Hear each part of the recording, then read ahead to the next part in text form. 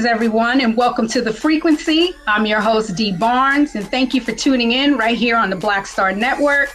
Now, today we have another important conversation for you. It's sensitive matters, but it's a necessary discussion we're about to have, and it's about the erasure of women, especially when they have their contributions erased due to some traumatic event. All of a sudden, that traumatic event becomes the lightning rod for everything that they're about, which is not the case. Today, my special guest, I've been dying to have this sister on. She's one of my favorite people. She's an inspiration to me, actually. She's a former A&R director, and she's behind some of the most iconic music collabs you have heard. You know her work. You might not be familiar with her, but you know her work. And we're going to get into her whole history because I really wanted to platform her and discuss her legacy, because it seems like women always have to defend their legacy, especially in any industry, basically. But in particular, we're talking about the music industry. And trigger warning for everyone, we're going to get into some sensitive topics. So I just want everybody to be aware, because we will be dealing with things of rape culture in particular. So I got to bring in my sis. Thank you so much for your time, Drew Dixon. Thank you for having me, Dee. Yes. You right back. Virtual hug, and virtual flowers, because this is, I've been wanting to get you on for the longest. And what really prompted me immediately was watching you on Twitter have to defend your legacy. So we're gonna get into all of that. But first, I want to start at the beginning. Your influences, where you grew up. Let's start there, because I do know you're from DC, and let me tell you, between go-go music and Bad Brains, I need to know. So tell me. Yes. Tell me first of all, just thank you for having me. Thank you for everything you do and everything you have done. Oh, it's an honor.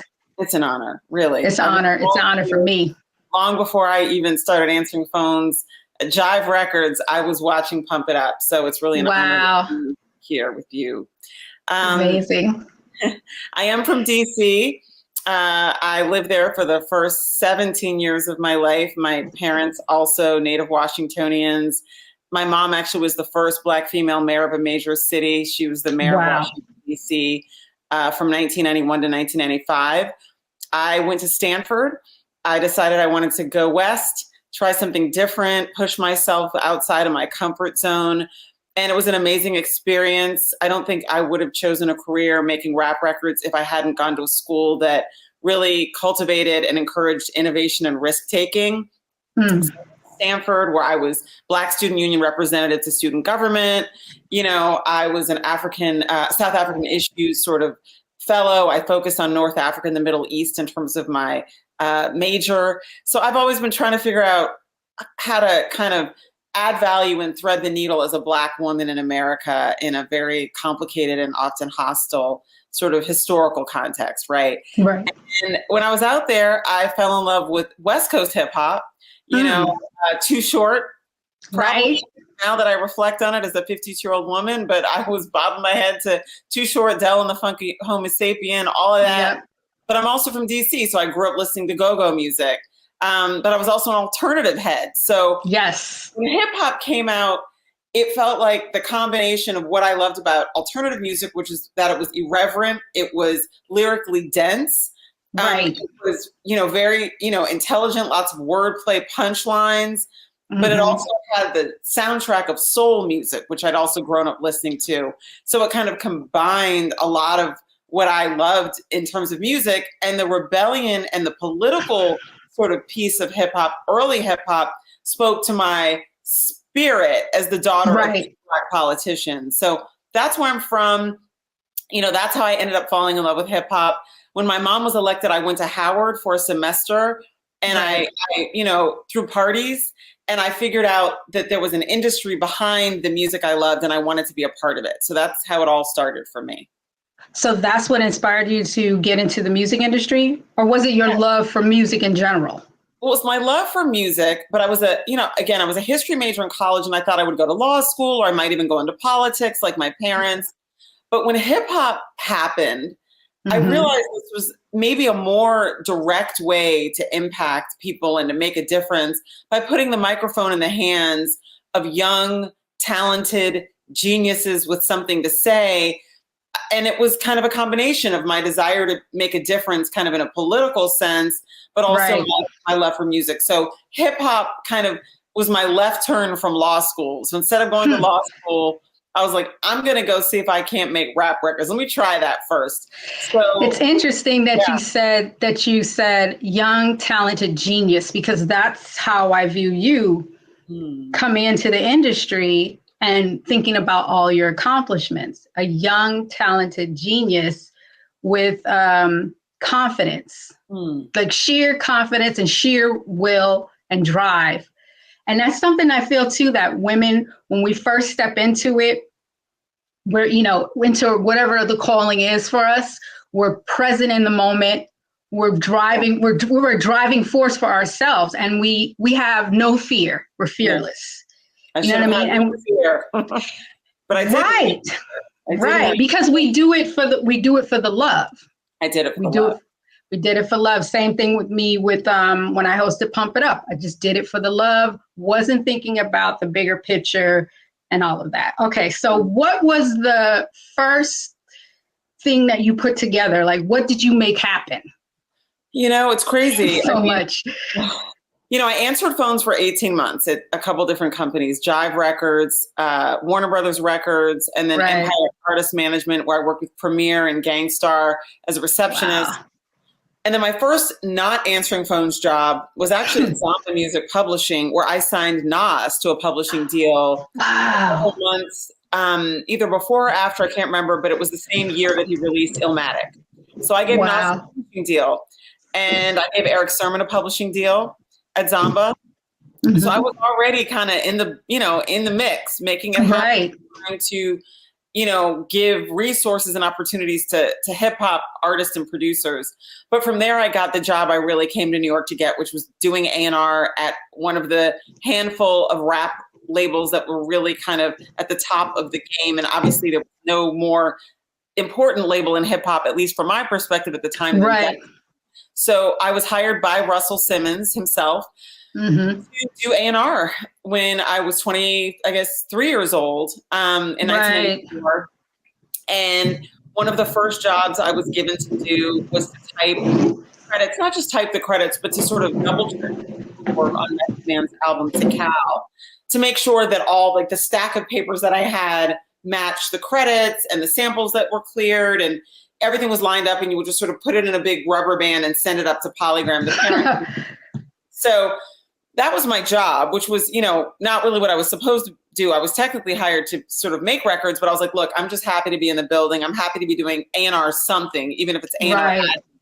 So I was sitting there in my office with one working speaker, no window. No way. And I was listening to the Method Man album and checking the paperwork, and there were these interludes that I realize now in this Twitter battle that I just had aren't on the album anymore. So in the original track listing, Shorty, I'm there for you anytime you need me, for real, and your girl, believe me, that was just an interlude. It's not an interlude now. They went back and they added a song called All I Need. That did not exist. Okay. So the idea that all I did was add Mary J. Blige, let me not get ahead of myself, is fiction.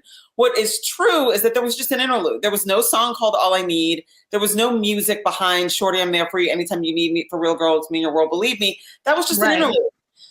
And I was blown away. I was like, this is so beautiful. This is so selfless. And it's real love. It's a real relationship that he's describing, that Method Man was describing, love and partnership and mutual respect. Mutual respect. When we come back, Drew tells us the whole story behind the Method Man featuring Mary J. Blige's classic hit, I'll Be There For You, You're All I Need to Get By. You don't want to miss it.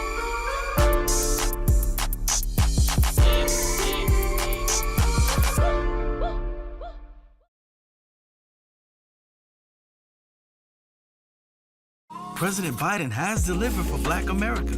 More funding for Black entrepreneurs. Millions of new, good-paying jobs. He's lowering the cost of medications and the cost of living. Joe Biden is delivering for us, and that's the facts. When you talk about blackness and what happens in black culture, we're about covering these things that matter to us, speaking to our issues and concerns. This is a genuine people-powered movement. There's a lot of stuff that we're not getting. You get it, and you spread the word. We wish to plead our own cause. Too long have others spoken for us. We cannot tell our own story if we can't pay for it. This is about covering us. Invest in black-owned media. Your dollars matter. We don't have to keep asking them to cover our stuff. So please support us in what we do, folks. We want to hit 2,000 people, $50 this month, raise $100,000. We're behind 100,000, so we want to hit that. Y'all money makes this possible. Check some money orders. Go to P.O. Box 57196, Washington, D.C. 20037-0196. The Cash App is $RM Unfiltered. PayPal is R Martin Unfiltered. Venmo is RM Unfiltered. Zelle is Roland at RolandSMartin.com.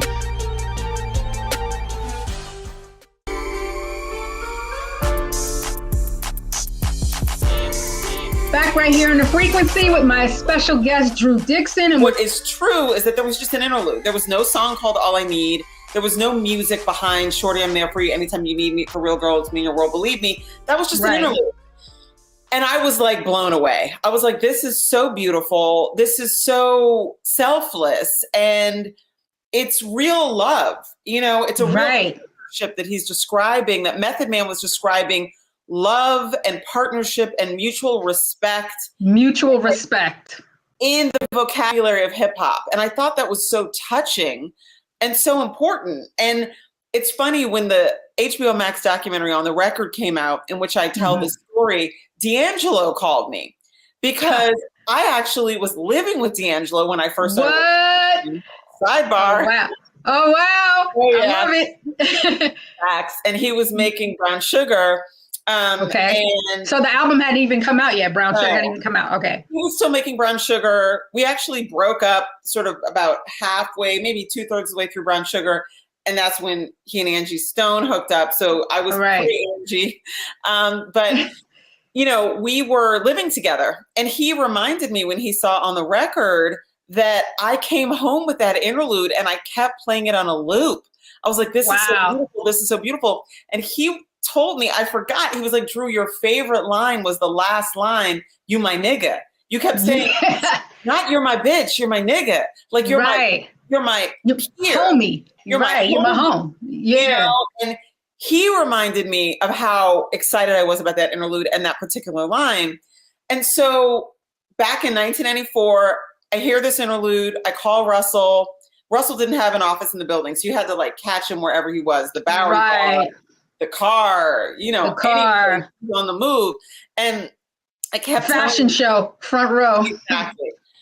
All of that. So I kept telling him, this is too beautiful to just be an interlude. A lot of people skip the interludes. They don't hear the interludes most of the time, and they're going to miss this. And this is too beautiful to be lost.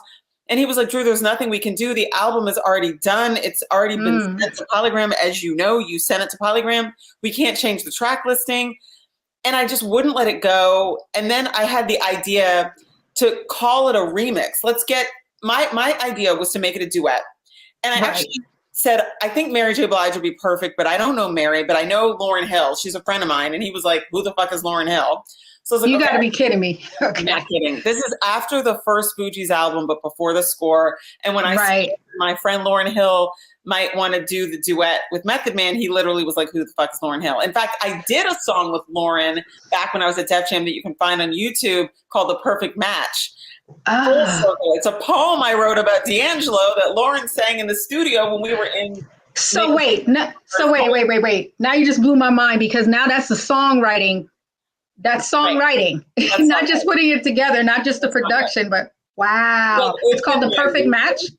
It's called The Perfect Match. It's Lauryn Hill and this artist I signed at Def Jam called Kali Ranks.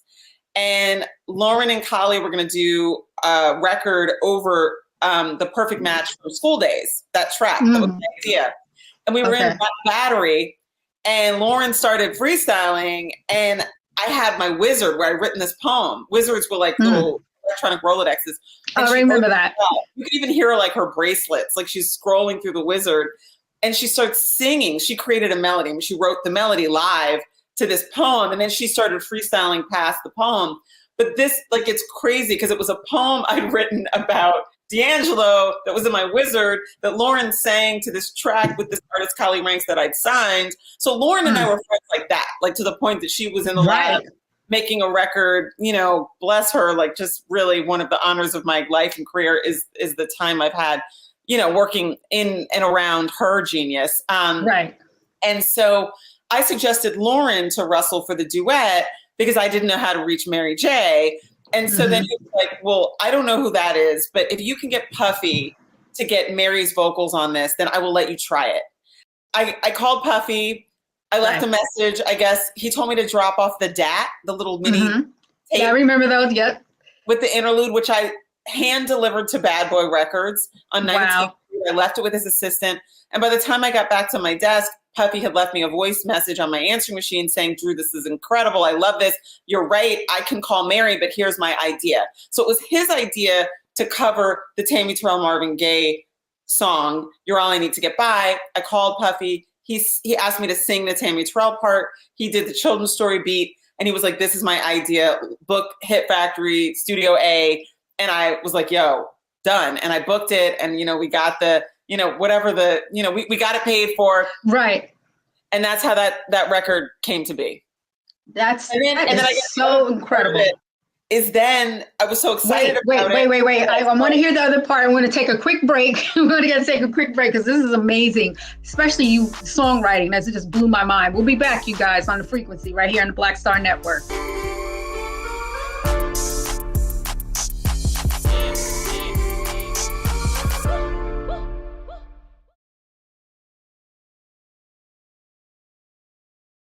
On his first day in office, with the country in crisis, President Biden got to work for us.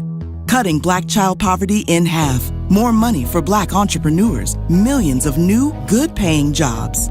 He's lowered the cost of living and prescription drugs. But there's more to do. He gets it because we all deserve dignity, safety, respect, and a chance to do more than just get by, but to get ahead. I'm Joe Biden, and I approve this message.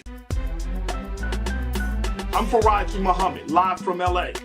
And this is The Culture. The Culture is a two-way conversation. You and me. We talk about the stories, politics, the good, the bad, and the downright ugly. So join our community every day at 3 p.m. Eastern and let your voice be heard. Hey, we're all in this together. So let's talk about it and see what kind of trouble we can get into. It's The Culture, weekdays at 3, only on the Black Star Network.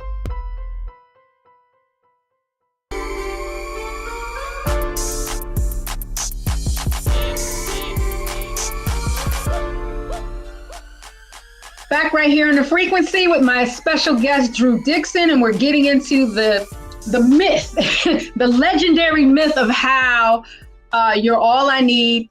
Is that the correct title? You're All I Need? The title is I'll Be There For You. We were not I'll Be There For You. That's right. That's the original record. It's I'll Be There For You. Parens, You're All I Need to Get By. And see, you know, me calling it you're All I Need. And that, I'm telling you, when I first heard that, that was just like, I felt the same way. Like, yo, this is like special. Beautiful. You know what I mean? He's talking about me. You know, first of all, it's Method Man. So who's not going to love that? It's Mary J. Blige. Who's not going to love that?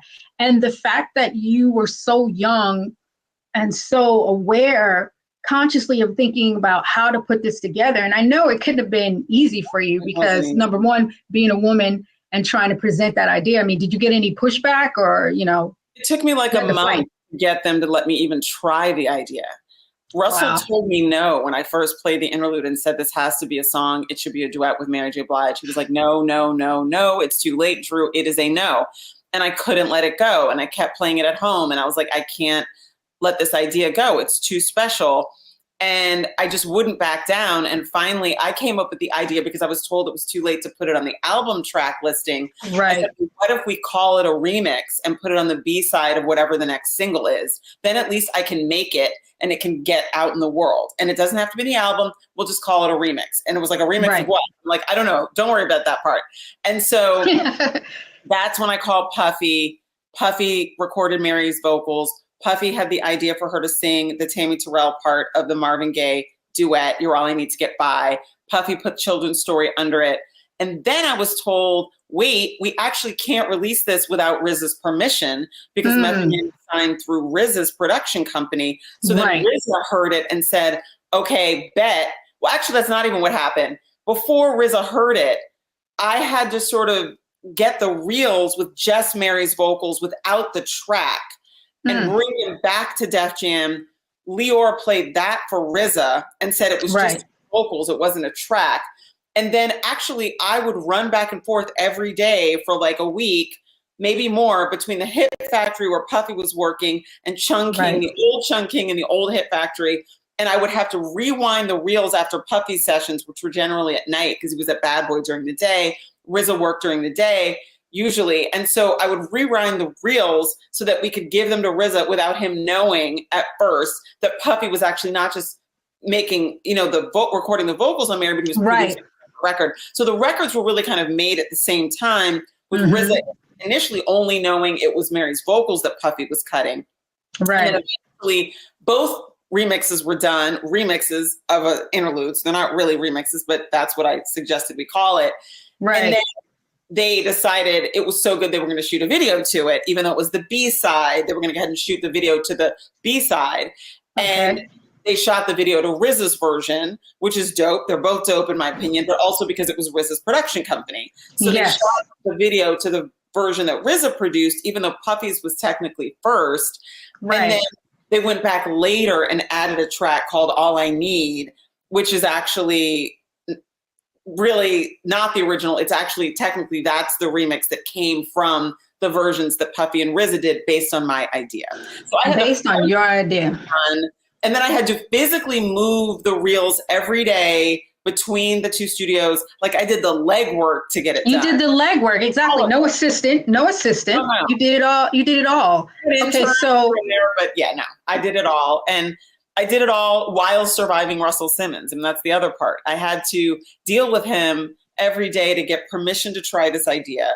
I had to deal with him every day to figure out how to navigate the whole RZA piece of it.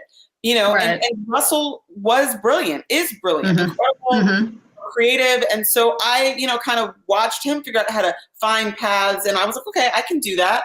I have a path. How about this? How about we make it a remix? But I had to deal with him. He was harassing me. So I had to harassing you because this was your boss. And he was the one also that hired you. He hired me and he was the only one who was listening to me and giving me shots to try my ideas. So I had to be around him enough to get the opportunity to take this interlude and turn it into the record that we all love now. But I had to do it while avoiding being alone with him, Right. I'd bring my friends or I would meet him in the restaurant or try to be around him in situations where I could get his attention. I could get him to focus, which really often was in person. That was the best version of him I was going to get in terms of him listening carefully to what I was saying. But also not being alone in any setting where I would feel like he would be even more appropriate than he had been verbally. So I was dodging those bullets, but pushing this idea. That's why it's so maddening when people try to suggest that this idea somehow was not mine. It was my idea. I fought for it. Exactly. While being harassed, and I physically moved the reels and suggested it be called a remix. I mean, all of it. And all of that. And then did you get your credit? I didn't get an A&R credit. I mean, a lot of people think I should have a producer credit because it was my idea. You should. That's what I was thinking. I have no credit. In the wiki, I'm not mentioned. There's a wiki for this song, and I'm not even mentioned. Until On the Record came out in 2020, this story was not even known. I mean, I would hear this story in Urban Outfitters with my kids, and I would be like, I helped, I'm the reason the song, they're like, Mom, stop. We're tired of stories. You don't even have any money. Girl, shut up. So I'm not, Mom, stop. And so, what's painful for me is that I was driven out of the industry by harassment and assault. And not only did I lose the career and the livelihood that I worked so hard to build for myself from the very bottom answering phones, I also was erased from the entire story. There were records that were coming all the time. Maria, My Love Is Your Love, A Rose is Still a Rose. I signed Q-Tip to a solo deal when he put out Vibrant Thing. I signed Brand Nubian to a Reunion album. I mean, I could go on, and I was erased. You know, I A&R'd The Boy Is Mine. I A&R'd It's Not Right, But It's Okay. You know, and I was just completely erased from the story of all of these records that I helped to make, largely by connecting people from my world, which is hip hop, to Clive Davis's world when I started working at Arista, so that these hip hop producers could work with major pop stars. And I was erased. I mean, my trauma was forgotten by everyone but me. My triumphs were forgotten by everyone but me. And it's been really painful to carry that and to just be so small because someone else did. Exactly. And I absolutely, first of all, I want to say I'm so sorry that, you even had to go through that. Women deal with that all the time, being harassed at work. My situation was similar, not so much harassed at work, but harassed on the job by artists, all the time, not taking me seriously. And then, and I tried to like cover up, wearing the most baggiest clothes ever, cutting my hair, just like trying to make myself look less feminine because I didn't want them to be distracted by that and focus on, what was happening. And none of that worked. I mean, they still saw a woman, they still saw something that they wanted to dominate. And I feel like that happens a lot where our legacies get erased and replaced by the trauma. And all of a sudden we become known for that thing. I take my story, for example, hosting the show Pump It Up, having the incident with Dre.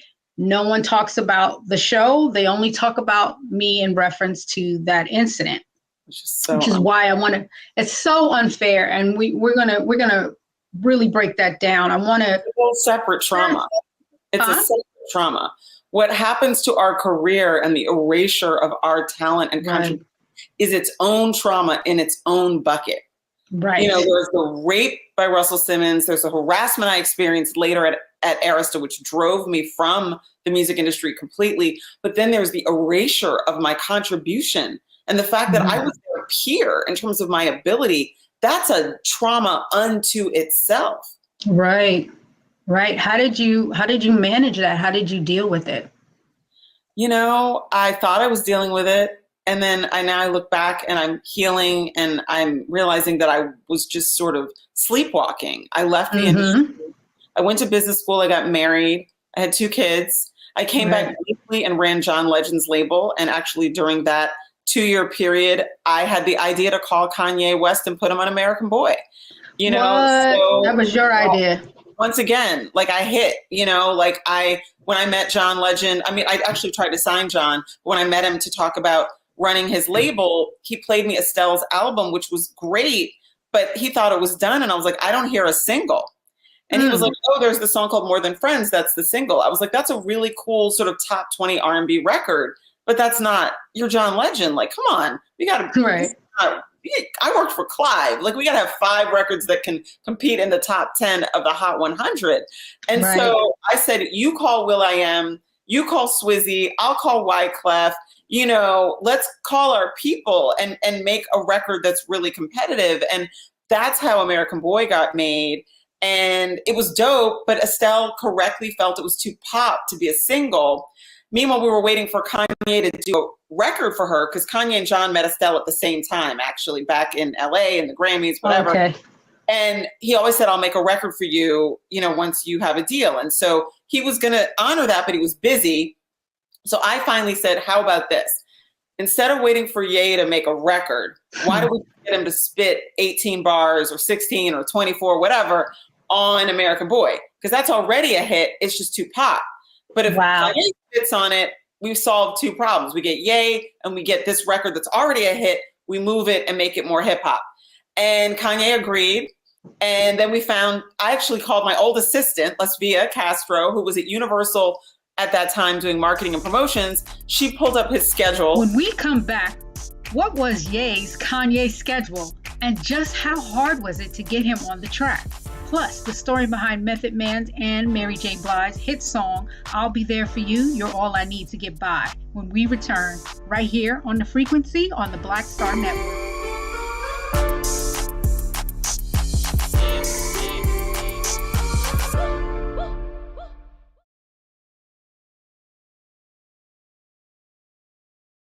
President Biden has delivered for Black America. More funding for Black entrepreneurs. Millions of new good-paying jobs. He's lowering the cost of medications and the cost of living. Joe Biden is delivering for us, and that's the facts.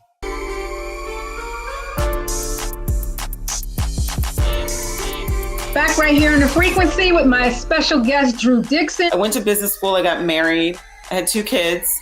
I came back briefly and ran John Legend's label. And actually during that 2-year period, I had the idea to call Kanye West and put him on American Boy.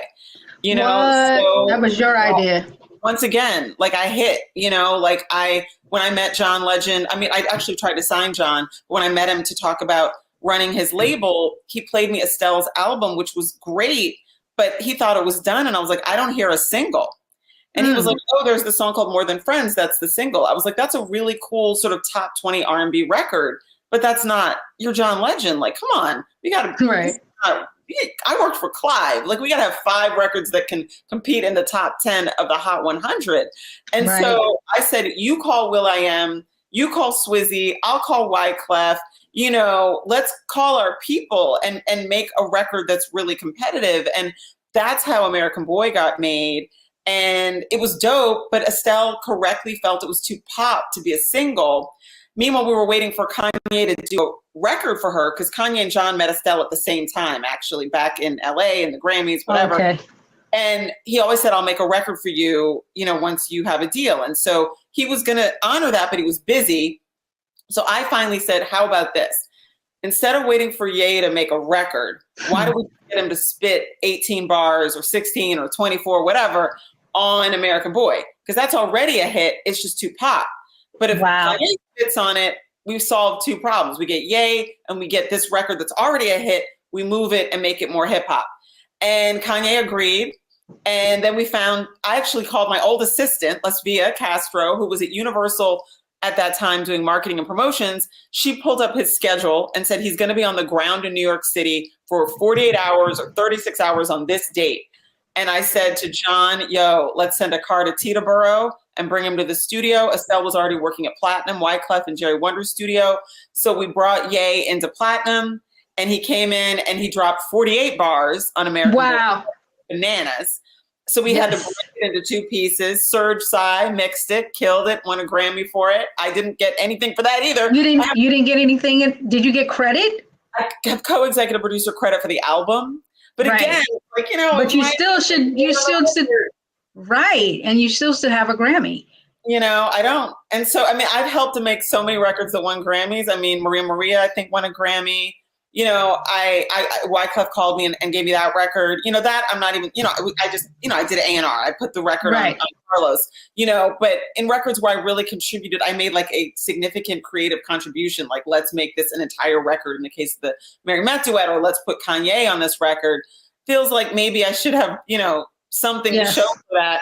But I think as women, you know, and as a woman in hip hop, and as a woman in hip hop who'd already been raped by the king of the whole game, I was so grateful to be in the room.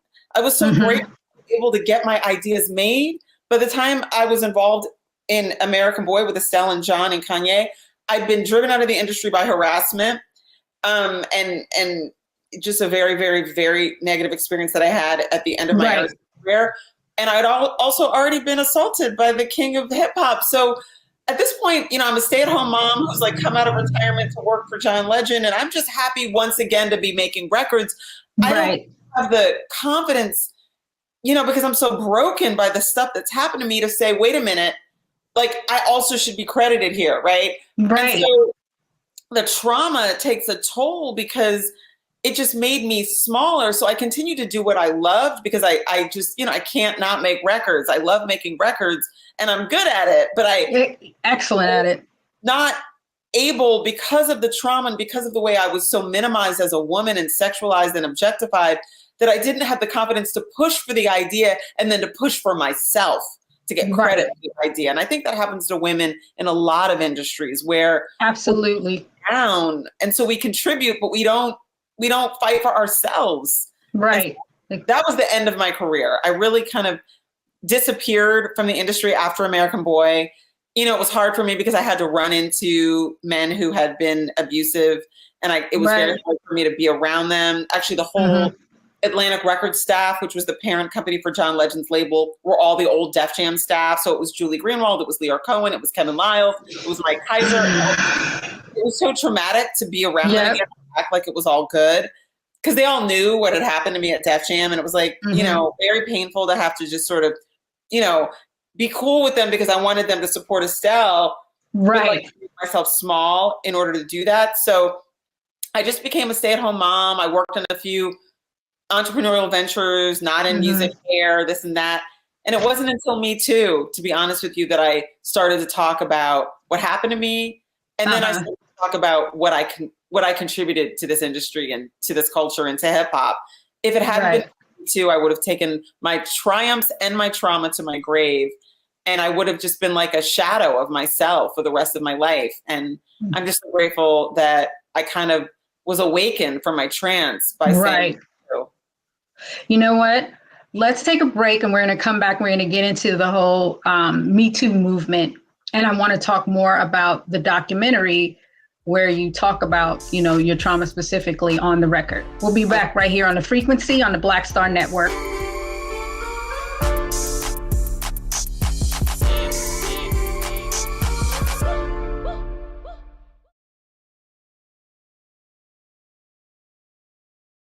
On his first day in office, with the country in crisis, President Biden got to work for us. Cutting Black child poverty in half, more money for Black entrepreneurs, millions of new, good-paying jobs. He's lowered the cost of living and prescription drugs. But there's more to do. He gets it because we all deserve dignity, safety, respect, and a chance to do more than just get by, but to get ahead. I'm Joe Biden, and I approve this message.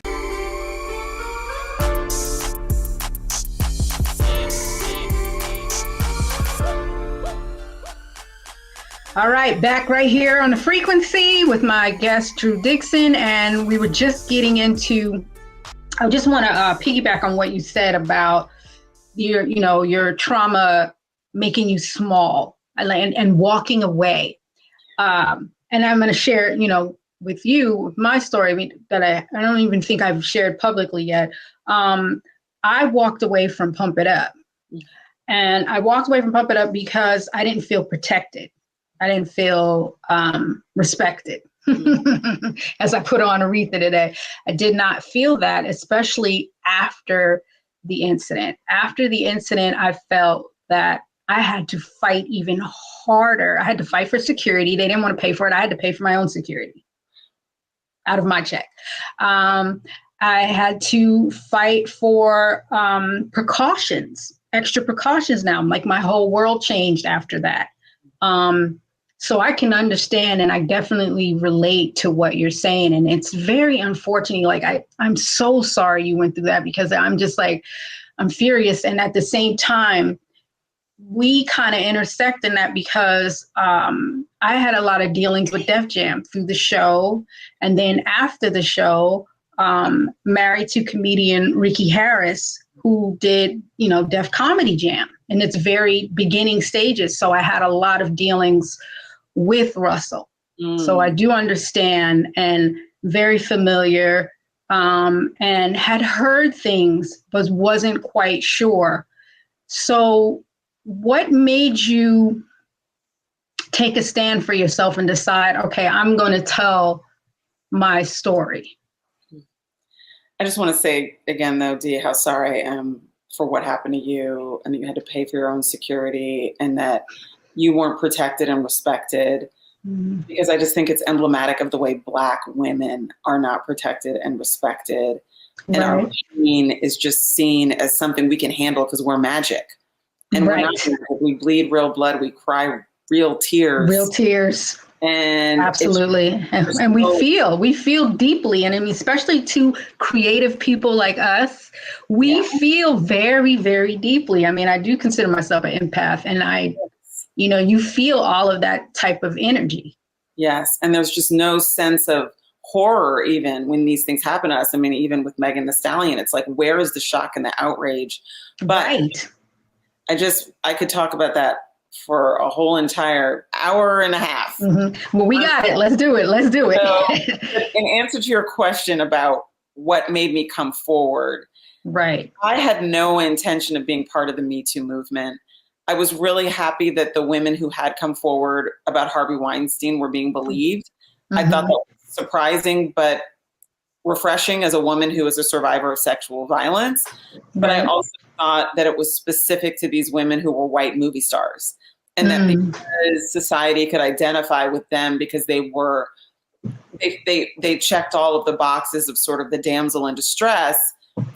That even though, which is upsetting to me, not to cut you off, it's upsetting because the movement was started by a Black woman, Tarana Burke, for Black women and marginalized women, people, you know, women of color, for their trauma in particular. To see it, go ahead. Went to the, I mean, so it's complicated because yes, Tarana absolutely started Me Too to help Black women and girls and Black, you know, survivors, period, heal. But of course, the headlines that dominated the news were, you know, the ones about women that were more identifiable as like main characters in American society because they were white movie stars or white actresses who could have been or should have been movie stars. And I don't want to take anything away from the courage of those women because Harvey was a giant. And I mean, hanging out with, you know, Bill Clinton and Hillary Clinton and everybody else. So that's very brave to call him out and to put your name and face on the line to do that. And frankly, if they weren't white women, if they didn't have that degree of glamour, I don't think the Me Too movement would have gotten the attention that it got. And so it's sort of like they opened the door, you know. True. They were palatable, right? And even they have gotten tremendous blowback and haven't always been believed. And so I want to acknowledge every survivor of any racial identity, period. I see you, I feel you, I want to hold space for your pain and your healing. I also want to say, however, that when the Me Too movement started and those were the headlines, I just didn't see a place for myself in it. I didn't think anybody cared about me as a Black woman, even though I'm a not traditionally Black, you know, presenting Black woman. I'm still a Black woman. You know, I can't, you know, I don't have. When you say that, did you have to deal with colorism within the industry too? Oh, I mean, sure. I mean, you know, I think, you know, we all deal with colorism. And so, you know, and I want to acknowledge I benefit from it. And then I'm also fetishized because of it. And I'm fetishized by, unfortunately, Black men who know that, you know, I am white adjacent in appearance, but I don't have any of the protections of Amy Cooper, who can call the police on a bird watcher in Central Park. I don't actually have a camera. Right. And so, but I also do have privilege. And frankly, I'm not sure I would have been the main subject of an HBO Max documentary if I didn't present in a certain way. And so when I finally decided to come forward to the New York Times to tell them my story, it was really off the record to tell them my story so that the women who'd already come forward about Russell Simmons would be sort of believed, because I didn't know them. But their stories were very similar to mine, which made me realize for the first time in 24 years that it wasn't just me. And I was like shocked that this was a pattern. And I realized that if I didn't say something, I was sort of enabling him. I was like an accessory. Exactly. So I came forward off the record. I didn't want to be named. I didn't want to be the face of it. I think his first two public, like the first two women to accuse him publicly were both white. And, you know, but that notwithstanding, I believed them because their stories were just like, there were details that I was just like, oh my God, he sets traps. Oh my God, this is so much like what happened to me. So I went to the New York Times off the record, and then they asked me if I would be willing to use my name because they felt that, you know, the story is obviously more credible if the person is willing to put their name beside the story. And then it occurred to me, because I was being filmed by these documentary filmmakers, just because coincidentally the person who introduced me to Jodi Kantor, the New York Times, is a documentary filmmaker, and her husband is also a documentary filmmaker, and her husband was making a documentary about Me Too. I didn't know that. Wow. And it was a coincidence. I was literally talking with this woman at a parents' event about the Me Too movement. I mentioned I had a Me Too story. She introduced me to Jodi Kantor. I told her I'm actually going to go after like maybe a week or two of not wanting to talk to the New York Times. And then she connected me with her husband, who asked me if the cameras could follow me. And I said, that's fine, I guess, but I'm not signing a release, so you might have to destroy this footage because I'm not even sure I'm going to let them use my name. And that's really how I became part of this documentary. And then I realized this was an opportunity for me potentially to open the door in the same way the high-profile Harvey Weinstein survivors opened the door for me and other survivors of other abusers. I thought, well, I'm in this unique situation where they are following me around with a camera. And if I agree to do this, then this story could potentially be a portal that opens the door to tell the story of the way Black women in America have never been safe. The average Black woman in the transatlantic slave trade, she wasn't a woman. Her average age was 15 years old. And all of the Black women and girls in the transatlantic slave trade were raped. It was just to rape us. And, you know, and so I wanted to take the opportunity that I had as somebody who was suddenly being listened to broaden the scope of the discussion to focus on the vulnerability of Black women and girls that is unique in this country where we were all raped and brutalized as a matter of business, as a matter of just common practice.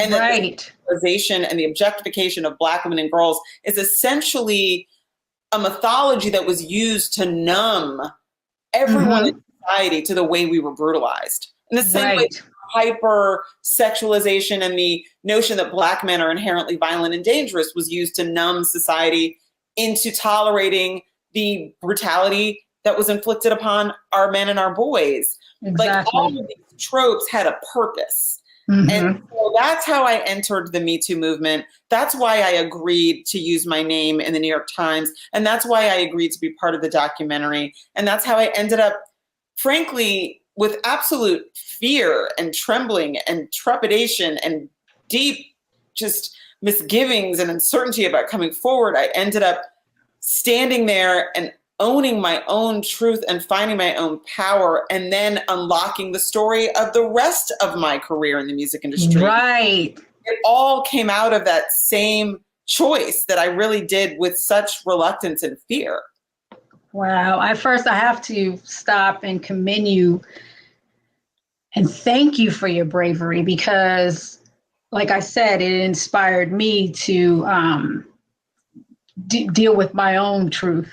And I'm sure it inspired, you know, countless women because I think that that's what we need sometimes, just one person to be courageous and then we feel empowered. And I think that that's what the Me Too movement, you know, and all of its good, bad, and ugly was about.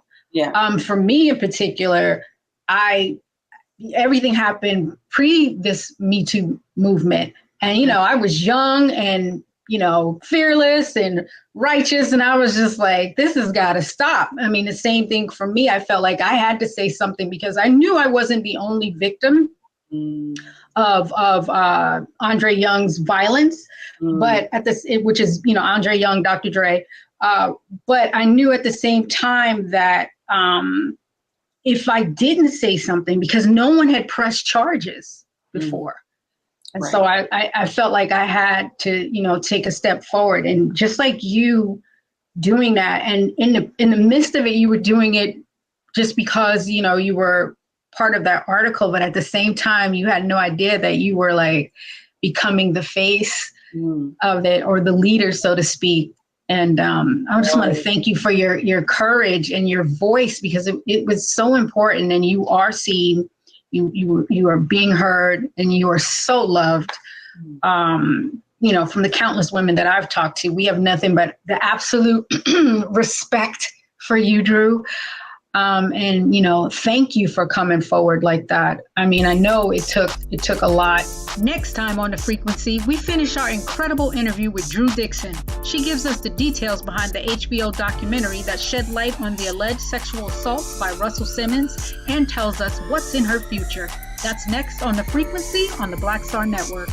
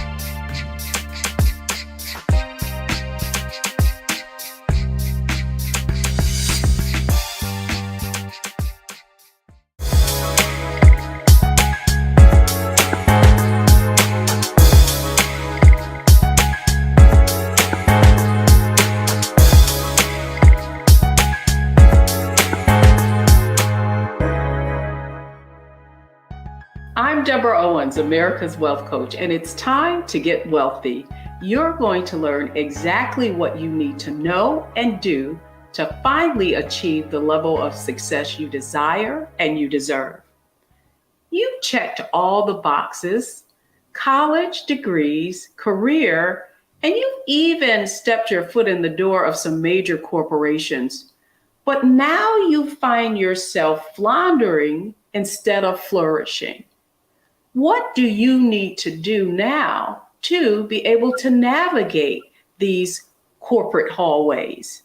My guest today had that same experience, and that's why she started an organization to help women like you navigate their way towards success. Here are the 3 things they don't want you to know about what it takes for career success. The first thing is, it's not who you know, it's who knows you. Next, your value is determined by the value you create. And finally, you have to demonstrate how you add value. And joining us today to shed some light on what you need to do is Sherry Sims. She has a combined industry experience in the HR of over 2 decades. She is a workplace professional who, when she found herself in a similar situation, decided to launch the Black Career Women's Network so that she can help other women navigate their way to corporate success. And I'm excited to have her on Get Wealthy with me today. Sherry Sims, welcome to Get Wealthy. Deborah, thank you. I'm so glad to be here. Thank you for having me on the show. Well, what I love about your story is you really turned your own personal problem into an opportunity. So that's where I want to start. What was the situation you found yourself in that had you decide to start an organization to help women flourish in corporate America? Really, I had an opportunity for a promotion and was overlooked. And that's really what started it all for me.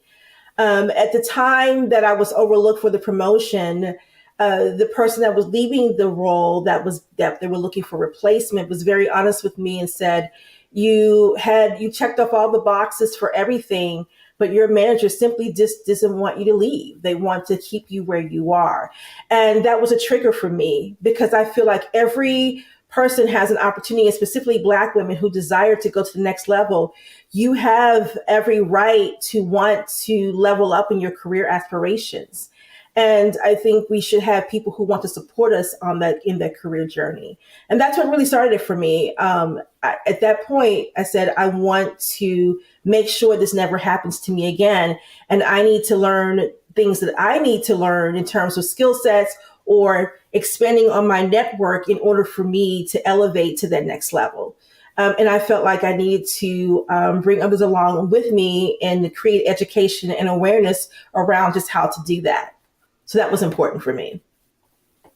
That's great. And as I think about why you started this organization, the Black Career Women's Network, I think about my own early career moves and certainly finding myself in situations where I didn't have the rule book. You know, I certainly had accomplished some things, yet the things that I really needed to know in order to play the game and win, I didn't learn in my formal education. In Wealthy You, we have a framework of success that is mindset, strategy, and execution. And I want to begin there with you on this topic around mindset, because I think that it's so important that women understand, well, not just women, but you understand what is the internal psychological shifts that you need to make in order to be successful. So I want to start with, what mindset do Black women specifically need to adopt in order to excel in their career? I think the first mindset, or first thing you need to consider when you're changing your mindset is you're thinking about where you are now. What level are you at? When you are an individual contributor, you have a specific mindset where you're more focused on the performance and how you're creating an impact at that level. When you desire to become a leader, there is a mindset shift that needs to take place when you go from individual contributor to become a leader. Now, there are different levels to leadership, so there comes different mindsets at those levels.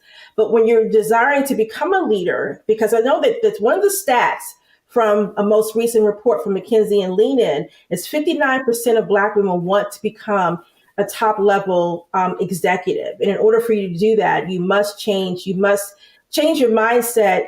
And it starts first with your three things: being able to read your room, know the audience in your room, the relationships, and your role. So I call them the 3 R's: role, relationship, and room. And those three are important to understand. And your communication level, your presence, your how you resolve conflict, how you are able to influence people, all of those things. There's a mindset shift that happens at all of these different levels. So again, starting with an individual contributor, think about your communication style, your emotional intelligence, how you're able to resolve conflict and build relationships. You need to take all of these things into consideration, but start with the 3 R's, which is, again, role, relationship, in the room. That's good. That's excellent. And I love the fact that you started with the mindset shift of an individual contributor to leadership. And I think that so many people find themselves being promoted as a result of their performance as an individual contributor. Specifically, if you're in sales, if you're on the side of the P&L that really can make an impact numerically. I know that was my situation early on. I was a top investment seller and did very well. And as a result of that, was promoted into management, but I literally didn't have management experience. And so as a result, I led based on what I did, as opposed to understanding that it's situational leadership. You've got to look at your team. Got to look at your strengths and your weaknesses. So to that end, if you're someone who is an individual contributor, or maybe you have just recently been promoted and you're thinking, oh my goodness, I know it, I see myself in that. You put the 3 R's, role, relationship, and what was the third R? In the room, like, what room you're in, right? And the room is who's in the room. Right? Who are the people that are in the room that have the influence that you can influence or develop relationships that can help you get to that next level? So what room are you in? Are you in a room with individual contributors who probably are not able to make an impact at that next level? Or are you in the room with a combination of both? Here's the thing. Here's a tip as well. If you are an individual contributor and you desire to be a leader, do the work where you are now. Because if you do the work where you are now, when you do reach the level, you'll be prepared to stay there. Because sometimes we were promoted into these next level roles and we haven't done the work that can prepare us to be successful. So we may have the talent and the skills to perform, to our capacity within the role. But when it comes to those leadership abilities and some of the soft skills we need to maintain and being able to be the leaders we need to become, we may not have done the work prior to getting into the role. And then that's where we start to see some of the challenges and experiences that we had. But or we hit a wall, right? Or we don't know the people of influence who can really impact it. And this is a great way for our next segue into strategy, because now I want to talk specifically. Next, I want to talk about, okay, how do what are the strategies that I need to use in order to get in those rooms? So folks, when we come back, first it was mindset. Now it's strategy. What do you need to do so that you're not floundering and you can go to the next level? We'll be right back.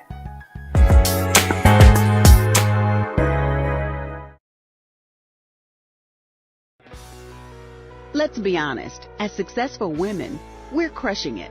Maxed out 401k and Roth IRA? Check. Aggressive savings and investments? Check. Yet, the freedom our success was supposed to buy can leave us stuck on the six-figure hamster wheel, watching retirement slip further down the road. There's another way. Get coaching courses and community at wealthyu.com.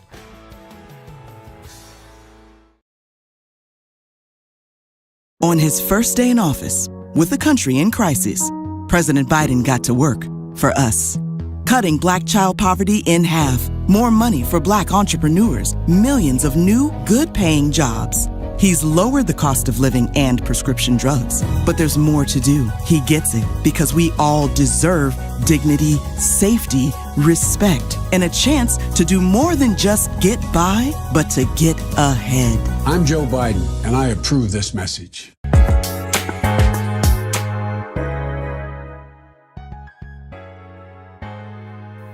Welcome back, everyone. I'm talking with Sherry Sims. She is the founder of Black Career Women's Network, and we're specifically talking about what Black women need to do in able to overcome some of those obstacles. We talked in a recent episode about the McKinsey Lean-In study and the fact that so many Black women were having their careers impacted because of microaggressions and not getting support. And so, Sherry, that's exactly what I want to talk about now in terms of strategy, because it's one thing to know that there is bias and that in our case, and in my case, that, you know, our direct leader who could really tell us, you know, is really responsible for us being able to go to the next level in many regards is not supportive of us. So what are the strategies that we need to do specifically as it relates? You talked about relationship. I want to make sure I get this. It was relationship, role, and room. Yeah, right. And I want to talk about how to get into those rooms, because I think that's the biggest aspect. And you said something that I want to really push back on, and that is about performance. And oftentimes we are high performance and we're going above and beyond. And yet, because we're waiting on someone to tap us on the shoulder and say, "Great job, Sherry, you're ready for next." That's not how it happens. No. We have to be able to get into those rooms so that people can see our value and we can communicate how we create value. Yes. So what are some strategies for folks coming from putting their head down to getting in the right rooms? So two things. There should be two strategies. One is your strategy on making sure that you have the mindset of what is in this for you. Okay. I don't think we do that enough. We get into these roles. We want to be, we are naturally high performers, but we don't think about what truly is in it for us. Okay. So, you know, I always look at these roles as a two-way street. I'm here to perform, but I'm also here to get what I need to, so I can grow and develop. Part of that is being in the right rooms. So you have to pay attention to the people that you work with. You pay attention to the culture, and then you also pay attention to opportunities where you can gain access to those influencers, whether it is project-based, whether it is part of a committee that you can be involved in, whether it is even looking at how can you gain access to maybe, shadowing someone or possibly learning how to new tasks to cover for someone while they're on vacation. There are definitely non-traditional ways that you can gain access to develop these skills. You should always keep in your mind, what is it that you need to gain out of this role that can take you to the next level? Even if your manager is not supportive of your career aspirations in the organization, you still can navigate through that through associations and mentorship, sponsorship. And if those are something that's not available right, at that direct place where you work, you still can look for other opportunities through activities, engagement, committees, projects that you can gain access to other people. So again, also find ways to engage with people who are a level of influence outside of the workplace. Find out when they're going to happy hour. Find out if there is an event that you have access to attend that with them, and find those creative ways to gain access to those people. It's interesting that you're talking about what role we're in, making sure we're being strategic and going to the next level.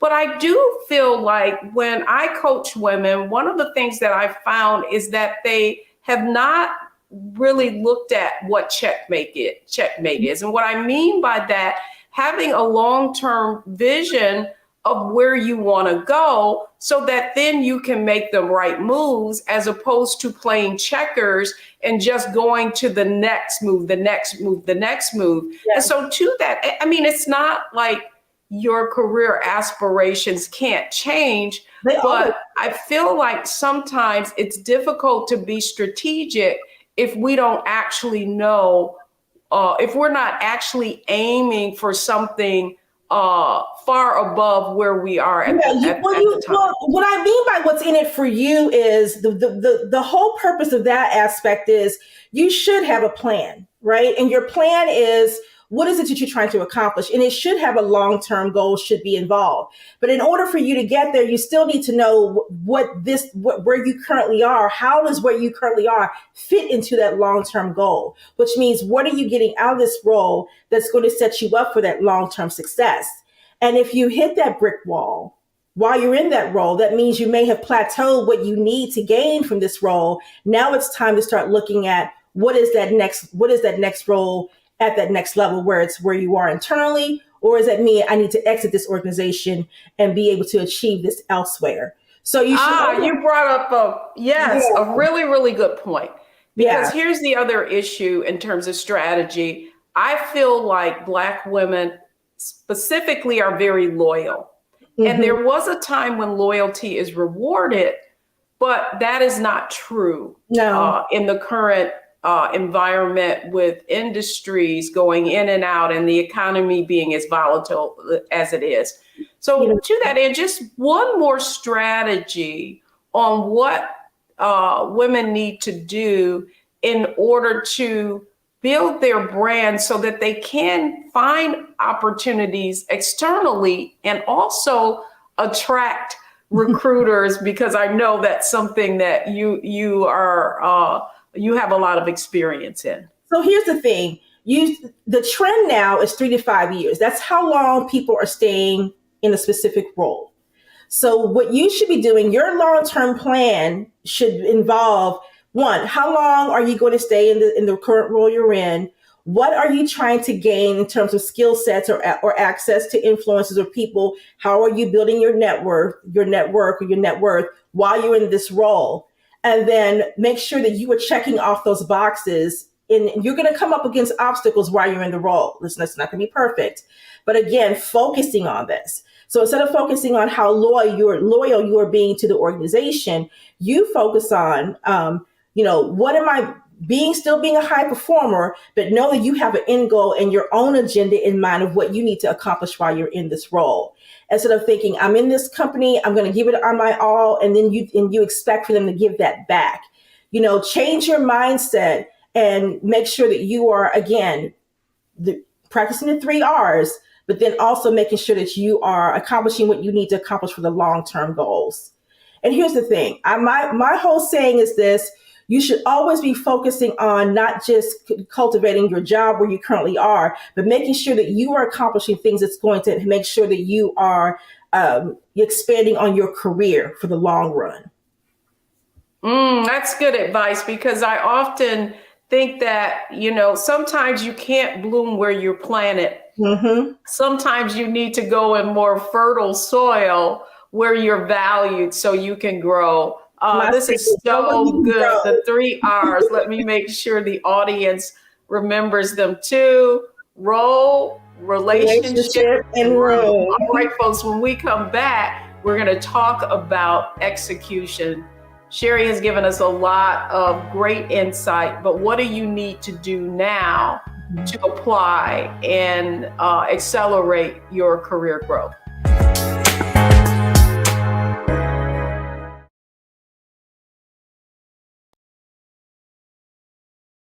President Biden has delivered for Black America. More funding for Black entrepreneurs. Millions of new good-paying jobs. He's lowering the cost of medications and the cost of living.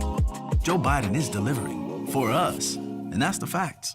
When you talk about blackness and what happens in Black culture, we're about covering these things that matter to us, speaking to our issues and concerns. This is a genuine people-powered movement. There's a lot of stuff that we're not getting. You get it, and you spread the word. We wish to plead our own cause. Too long have others spoken for us. We cannot tell our own story if we can't pay for it. This is about covering us. Invest in Black-owned media. Your dollars matter. We don't have to keep asking them to cover our stuff. So please support us in what we do, folks. We want to hit 2,000 people, $50 this month, raise $100,000. We're behind 100,000, so we want to hit that. Y'all money makes this possible. Checks and money orders go to P.O. Box 57196, Washington, D.C. 20037-0196. The Cash App is $RM Unfiltered. PayPal is R Martin Unfiltered. Venmo is RM Unfiltered. Zelle is roland@rolandsmartin.com.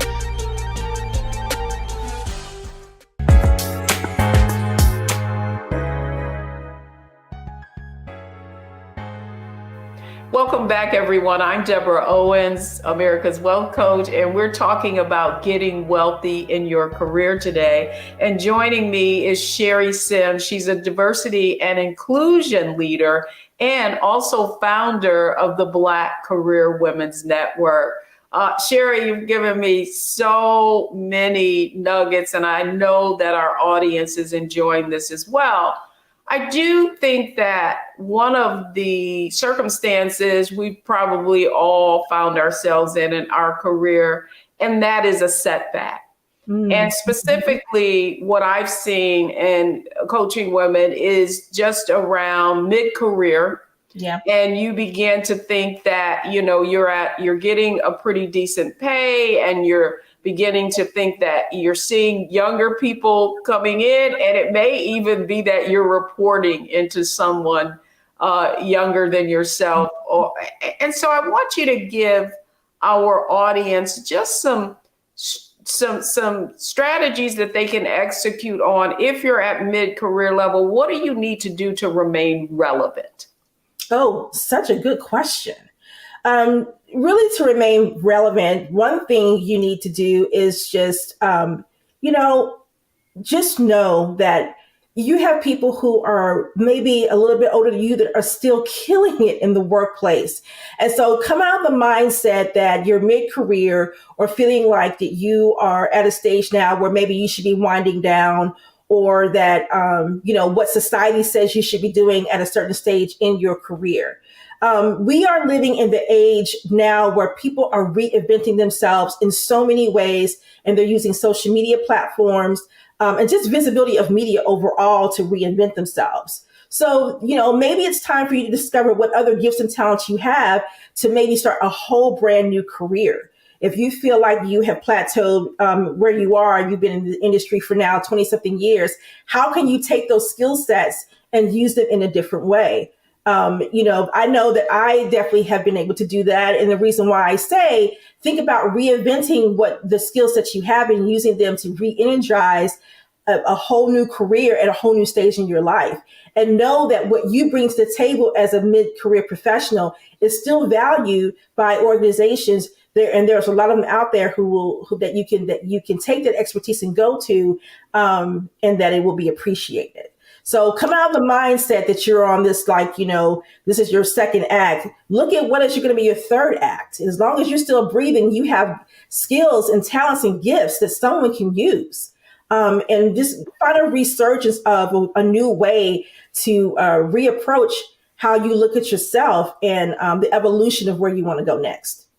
Yes, I call that the perennial mindset, just like a flower that comes back every year and blooms stronger and stronger. Mm-hmm. To that end, though, a recent study that I looked at and interviewed the head of multicultural clients for marketing for United Bank of Switzerland, and the stats came out. And what was really, really interesting is how African Americans get to the high net worth, which is investable assets of $1 million or more, Asians and Hispanics. And one of the things that came out of that study really was that for Black women specifically, the ability to become high net worth is directly tied to our earnings. And then additionally, we have a business of some kind.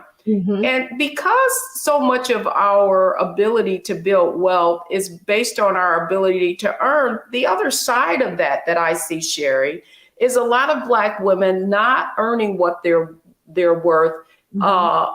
Being kind of pigeonholed into industries or careers that are administrative and that aren't as valued, and so aren't paid as well. Mm-hmm. And so my question to you would be, especially because you're something in HR, what advice would you give women around retooling and positioning themselves for industries that pay well and are on a growth trajectory?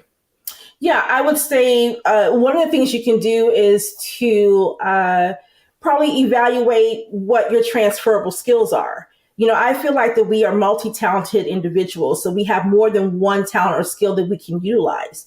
So reevaluate what your skill sets are, or what you have a desire to do but never have felt like you had an opportunity to do it, and see where those skills fall into what positions.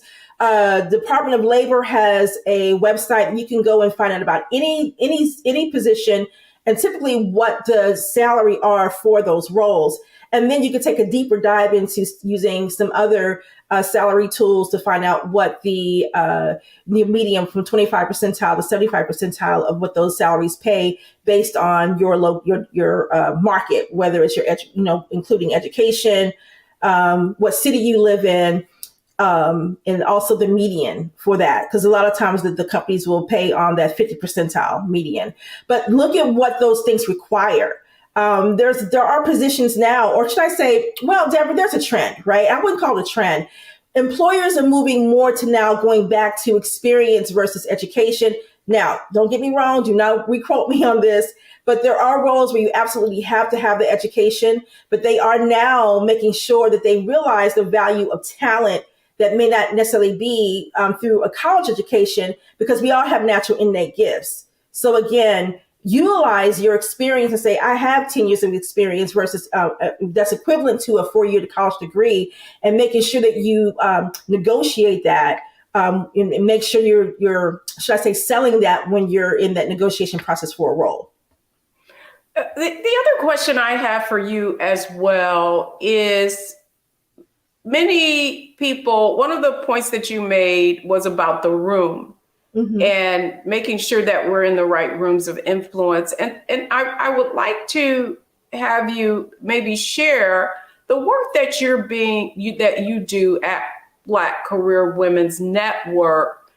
What are some of the tactics and strategies that you have inside of the organization that can, because the whole, premise of network is to network not only internally, but externally. I'd love for you to just shed some light on the kinds of activities that you have going on in your organization that can help women become more adept, more agile, and ultimately experience more career success. Yeah. So what we do is we have in our community, we do community webinars, which we offer to everyone, and then we do a topic every month, and we do an open discussion, so we can make sure that we're providing those tips and tools that can elevate them, that can take back and apply immediately into the workplace.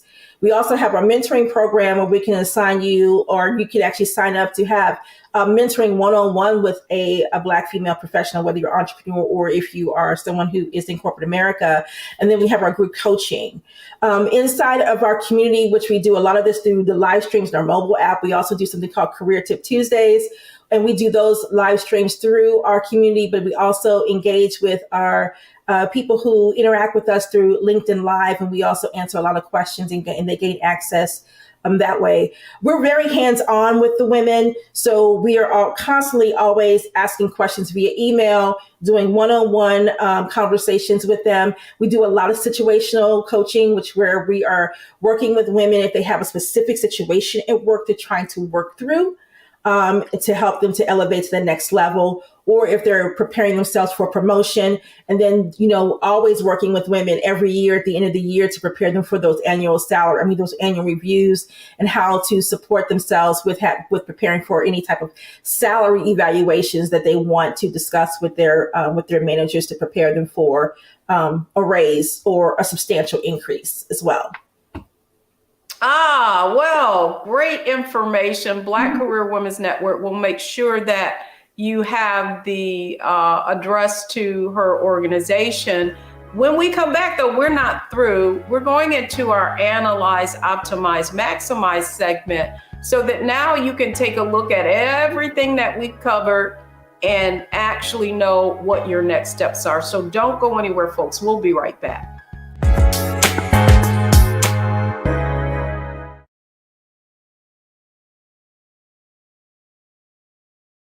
On his first day in office, with the country in crisis, President Biden got to work for us.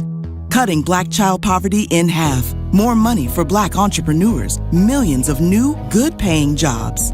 He's lowered the cost of living and prescription drugs. But there's more to do. He gets it, because we all deserve dignity, safety, respect, and a chance to do more than just get by, but to get ahead. I'm Joe Biden, and I approve this message.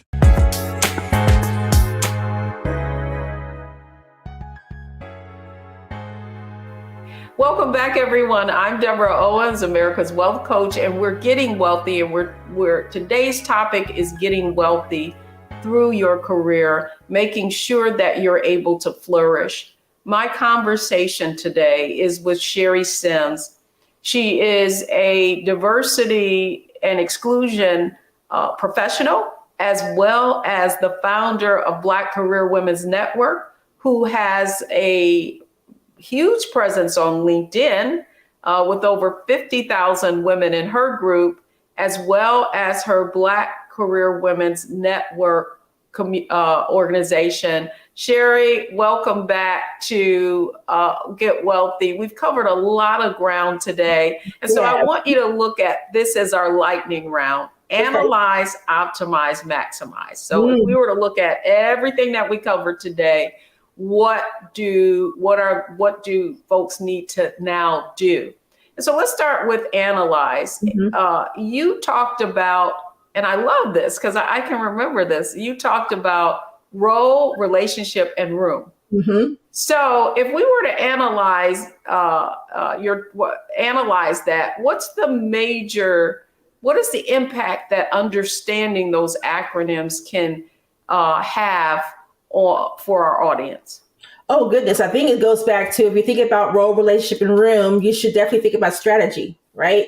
Think about what should be your strategy to impact all three of those, and know that you have what it takes to create the career that you want to see. You have what it takes. And by having that confidence, and then making sure that you are creating a tribe, or as some of my colleagues would say in the industry, make sure you are creating a board of directors that you can not only support you, but you can support them as well. And you're helping each other in terms of rallying around each other with best practices and just tips that you can use with each other to make sure you've got that continuous support. So I think that is important to have. You have to have. It's so important. And I think that for so many women, we feel like we've got to roll up our sleeves on our own. And the African proverb, if you want to go fast, go alone. If you want to go far, go together. And that takes me to the next part. And that's really optimizing. Yes. If someone's listening to this program and they know that they're not fully realizing their potential, what advice would you give them about optimizing their experience and their knowledge to begin to optimize it, so at the end of the day, they can earn more and secure the bag? Yes. Well, two things. One, get out of your own way. because sometimes we stop ourselves, right? Get out of your own way. Find clarity on what it is you really want. Write it down. Create. And again, like Deborah says, everything goes back to strategy. You have to have a plan. And once you get out of your own way and you provide yourself with clarity, you create the plan. And then you need to start taking steps towards executing the plan. And if you need to find an accountability partner, someone who can reel you back in and say, hey, get it together, or you're off track, finding someone who can help you with that. And here's the thing. I always say you can build a relationship with someone who is an influencer within the organization and genuinely just get to know them. And you don't have to formally make it a mentor-mentee type of relationship. You could just say, hey, I really admire your leadership skills. I really admire how you've been able to navigate the trajectory of the organization. Can I run some things by you that I really would like to work on for myself and get some of your advice? Again, there are so many different ways to be able to gain what you need. You just have to be not afraid to take that step and ask. And I always say, if you ask, you won't know till you ask, should I say. And you should always find someone that you know that has great character before you approach them and ask them those types of questions. Well, you brought up something that I think a lesson that learned that had an indelible impact on my own career. And that is not always going and asking, but really offering, right? Mm-hmm. And so oftentimes when you have executives who are very busy and they don't have a lot of time, but what they do have typically is some kind of philanthropic project or something that they're working on. And that could be a great way for you to volunteer your time mm-hmm. and talent and also get to know them. And then finally, maximize. Mm-hmm. There is only so much time that you have in a day. If you were to maximize on everything that we discussed today, what is that one takeaway advice that you think could have the greatest impact? Oh, good. That's a good, very, very good question. And my top strength is maximizer. From the Clifton Strength Finders, my top strength is maximizer. So if anybody can push you to that next level and even probably have you get mad at me, would be me. So I would say is that you have to come out of your comfort zone. If you're going to maximize the gifts and the skills and the talent that you have, or if you have a vision for where you want to go, you have to come out of your comfort zone. You need to learn. And like you said, build those relationships. Pay attention to not only the people that you work with, pay attention to if the culture shifts, pay attention to when there's opportunities that open up. Do not doubt yourself. If you hear about an opportunity to be part of a project and gain visibility, you need to find out who is in the room that you can ask, or who in the room can you just go in and interject yourself into the project, or come in and say, hey, I have this skill set that I think would be valuable for this project. I want to be involved. Sometimes it's not about just asking, it's about letting them know what you bring to the table and then how you can make an impact, and just let them know directly. So again, getting out of your own way, being confident, have clarity, create the strategy, execute it, and then make sure that you are clear on who you can get involved to help you maximize what you're trying to accomplish. No, that's what I call maximizing. I can see why that is your strength. Mm-hmm. Sherry Sims, thank you so much for coming on Get Wealthy. And again, just tell our audience how they can get in contact and learn more about the Black Career Women's Network. Absolutely. You can go to bcwnetwork.com.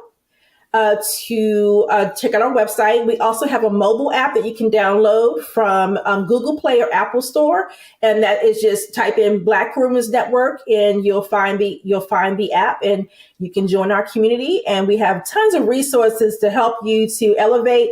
And also, we even have some webinars on the 3 R's of how to maximize your abilities in the room, role relationship in the room. Love it. That's memorable, as I call it. Sherry, thanks so much for coming on Get Wealthy. When we come back, it's the 3 takeaways from today's show. Don't go anywhere, folks. We'll be right back.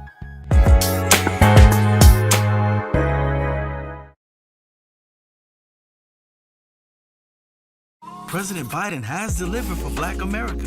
More funding for Black entrepreneurs. Millions of new good-paying jobs. He's lowering the cost of medications and the cost of living. Joe Biden is delivering for us, and that's the facts.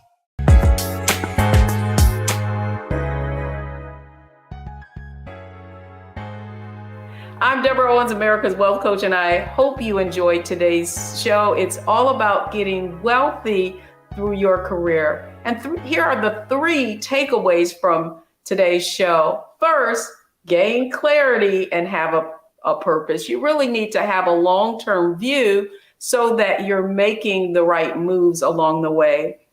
Secondly, increase your competency, because increasing your skill set and your abilities are going to learn more, earn more. That's how I like to put it.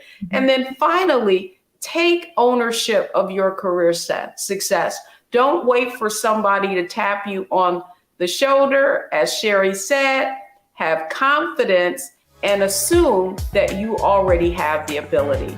That's going to do it for this week's episode of Get Wealthy. I'm Deborah Owens, America's Wealth Coach. You're watching Get Wealthy only on Black Star Network.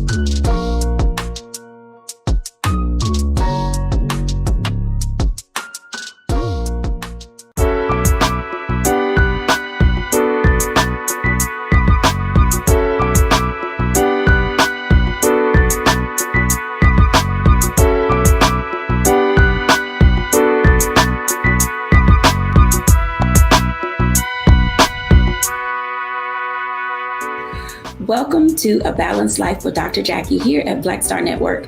We are truly moving into territory and area as it relates to balance, where oftentimes we are unclear, uncertain, and without direction.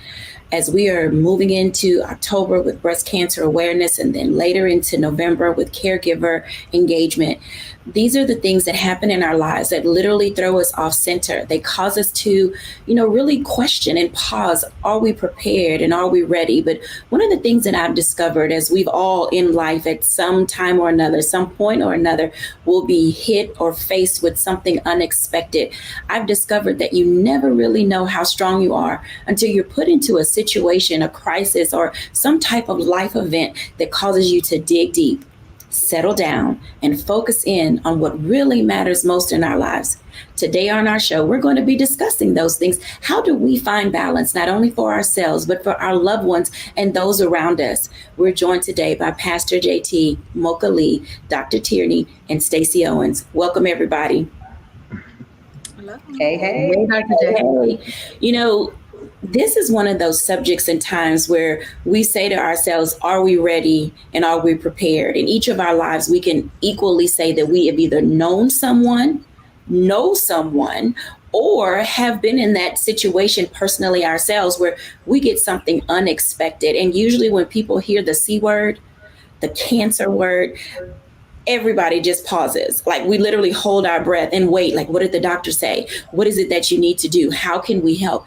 And there are times where we really don't know what to do. And the first question that I want to get to today is, how do we ourselves hold it together when we hear of the unexpected as it relates to health? Mocha Lee. Ooh, you're starting with me. I am starting with you. I'm glad you're starting with me, Dr. Jacquie, because since we are talking about Breast Cancer Awareness Month and, the C word, I have to let you guys know that my mom is actually a survivor. Hers was cervical cancer. And I was in college at the time, so I wasn't really around a lot for her treatment. She's still alive, praise the Lord. But I will say what I learned from her is not to panic. Believe it or not, her and my dad just seemed to work through that thing as if, we're a team, we're going to make it. And she always told me, if I ever run into other cancer patients, it's a mindset, be positive. And I said, hey, I'm going to take that and run with it, because over the course of my fitness career, of course, I've had several clients dealing with treatment. And I was right there with them, like surprised that they even had the energy to work out during chemo. Of course, it was low impact. But I would say that hands down, I learned just to be positive through it all, even though it's easier said than done. And also no panicking, no panic. No. Pastor JT. I'll piggyback off of what Mocha said, kind of with a similar story, but the opposite. My father, he is a prostate cancer survivor. And amazingly enough, I always saw my dad as like a superhero figure. But it was when he championed the C word, it really showed me the grit and the determination that I always believed that he had. But one thing that I learned from him was to keep going. Now, being a pastor, I'm always going to suggest that in these moments, you fall back on your relationship with God or with a higher power or whoever you pray to. In that moment, I believe that prayer, meditation, it is key. But one thing that I learned from my father is to keep going. And I remember one day I was kind of angry at him because I wanted him to sit down somewhere. It felt like Jamel was the father and, Arthur Joe was the son. And I just couldn't get him to be still. And he looked at me and he told me, he said, if I slow down, if I stop, he said, cancer is going to get me. And so I say, huh? He said, yeah. Say, the doctor say I got cancer, but I can't let cancer get me. And so he kept going, kept washing his car, kept cutting his grass. And when I still talk to people now about it, and this was in the infancy of our church, so many people don't even believe that he had it. But he is a survivor, and he taught me how to survive in life. Because while we are talking about the C word, there are some A words, there are some B words, there are some D words, there are some life words, some challenges that are going to come. But if we learn how to keep going, we'll get through it, and we'll be on the other side as survivors as well. Such wisdom. Dr. Tierney. So like Pastor Jamel just stated, my father also had prostate cancer. And this was, it was several years ago. I was actually still in undergraduate, finishing my degree. And so I was away. I wasn't at home. But the thing that really struck me, similar again to what Pastor Jamal just said, my dad just treated it like a cold or a sinus infection or any other kind of normal ailment, that we get from the doctor. He never once said anything about leaving here. He never once looked at it as something that could truly take him out. My father just celebrated his 80th birthday in August, and you would not think that he ever had cancer, at all. He still plays golf. He was playing golf the whole time, being the amazing Kappa man, that he is. But the thing that really struck me is that while we were the ones that were, kind of clutching our pearls, so to speak, he was looking at us like, what's wrong with y'all? I'm just, the doctor done said this, and this, and I know I'm gonna be all right. And we just gonna do what we gotta do and just, keep it moving. And so his strength actually strengthened us, and it taught me how to approach, life in general. But when we start talking about things like cancer, breast cancer, prostate cancer, any of the cancers, to just look at it as this is just another dis-ease that we need to, power our way through, faith our way through, and get to the other side. Absolutely. Stacey. I'm going to, piggyback off of everyone else, too, because my son, he actually was diagnosed with non-Hodgkin's lymphoma, and it came at a very challenging time in my life. I had a lot going on with starting a new business and so forth, and it was a sudden change for him as well. It just came out of nowhere.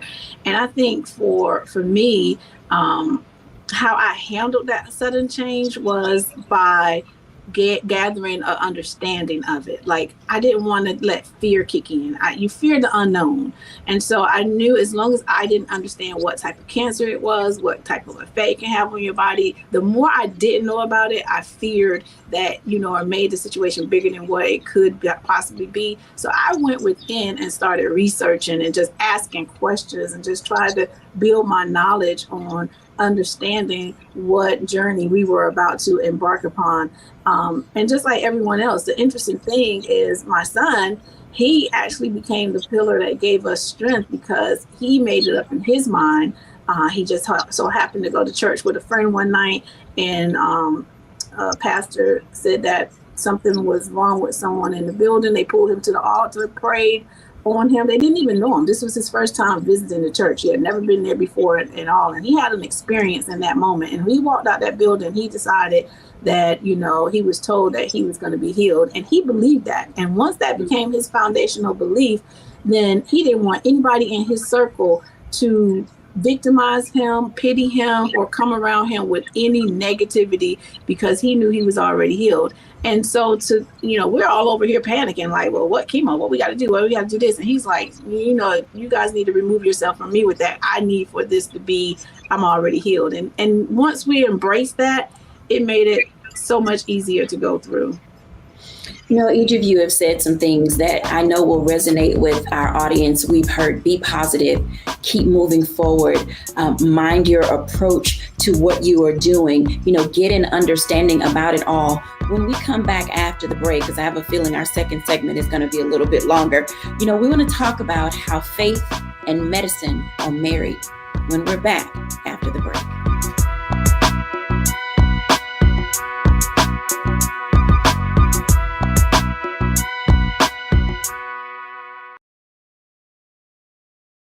On his first day in office, with the country in crisis, President Biden got to work for us. Cutting Black child poverty in half, more money for Black entrepreneurs, millions of new, good-paying jobs. He's lowered the cost of living and prescription drugs. But there's more to do. He gets it because we all deserve dignity, safety, respect, and a chance to do more than just get by, but to get ahead. I'm Joe Biden, and I approve this message. Hatred on the streets, a horrific scene, a white nationalist rally that descended into deadly violence. White people are losing their damn minds. As an angry pro-Trump mob storms the U.S. Capitol, we've seen shootings. We're about to see the rise of what I call white minority resistance. We have seen white folks in this country who simply cannot tolerate black folks voting. I think what we're seeing is the inevitable result of violent denial. This is part of American history. Every time that people of color have made progress, whether real or symbolic, there has been what Carol Anderson at Emory University calls white rage as a backlash. This is the rise of the Proud Boys and the Boogaloo Boys. America, there's going to be more of this. Here's all the Proud Boys, guys. This country is getting increasingly racist in its behaviors and its attitudes because of the fear of white people. The fear that they're taking our jobs, they're taking our resources, they're taking our women. This is white fear.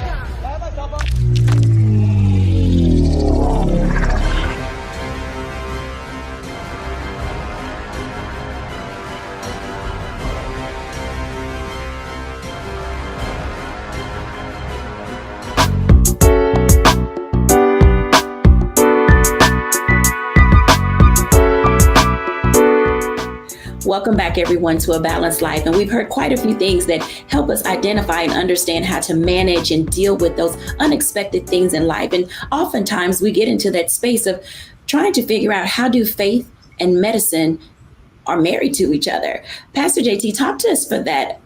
Pastor JT, talk to us about that for a moment, because faith and medicine literally do go together. And oftentimes we have people who say, I want faith, I want medicine, I want both, or I want neither. And sometimes it's like, just get out of my face, because I'm not in the space to hear any of that. Can you talk to us about the marriage between faith and medicine? Yes, ma'am, Dr. Jacquie. And I am going to side with the people that say that they need both of them.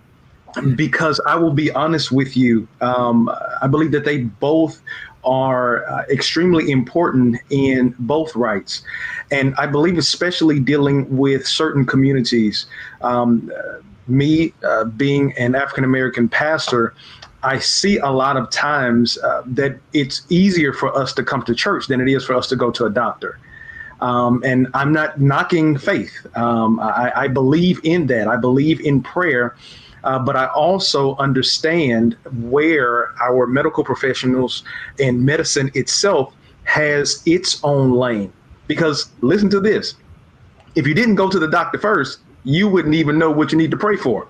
So I believe that I believe that they are married, but I believe it's that notion that I don't necessarily need the doctor or I don't need the medicine, so to speak.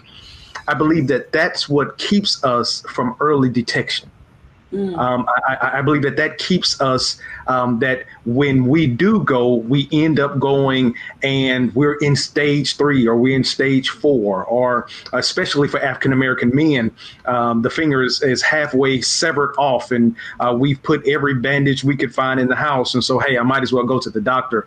And that's the mindset that I believe that always forces us as a community to always be the one, I believe, that's on the totem pole when it comes to receiving proper health care, because we are not proactive. So I'm not taking anything away from faith, but I will say, as the young people will say, keep that same energy. Just as you are motivated to go into service at 11 o'clock, don't miss that 4 o'clock appointment with your doctor. And then when the doctor prescribes you something to do, always consult both of your doctors, your physical doctor and your heavenly doctor. And I believe that they work in concert, because I believe that if you really believe, kind of going back to what my sister Stacy said about her son and having the belief that he was going to be healed, if you really believe in your prayer, you're not going to go see a doctor that you hadn't prayed for. because you're going to believe that your God is going to guide the doctor and is going to give the doctor wisdom to utilize the tools that he or she has learned over the years of school and over the years of practice to be able to serve you best. So I'm not going to ask you to get a little preachy, but as you were talking, no, this is serious, because when you were talking, there's this scripture that says faith without works is dead.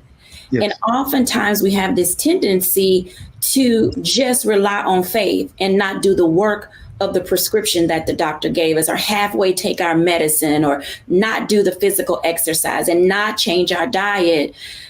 Pastor JT, why is it important that we understand that you have to put in the work as a patient?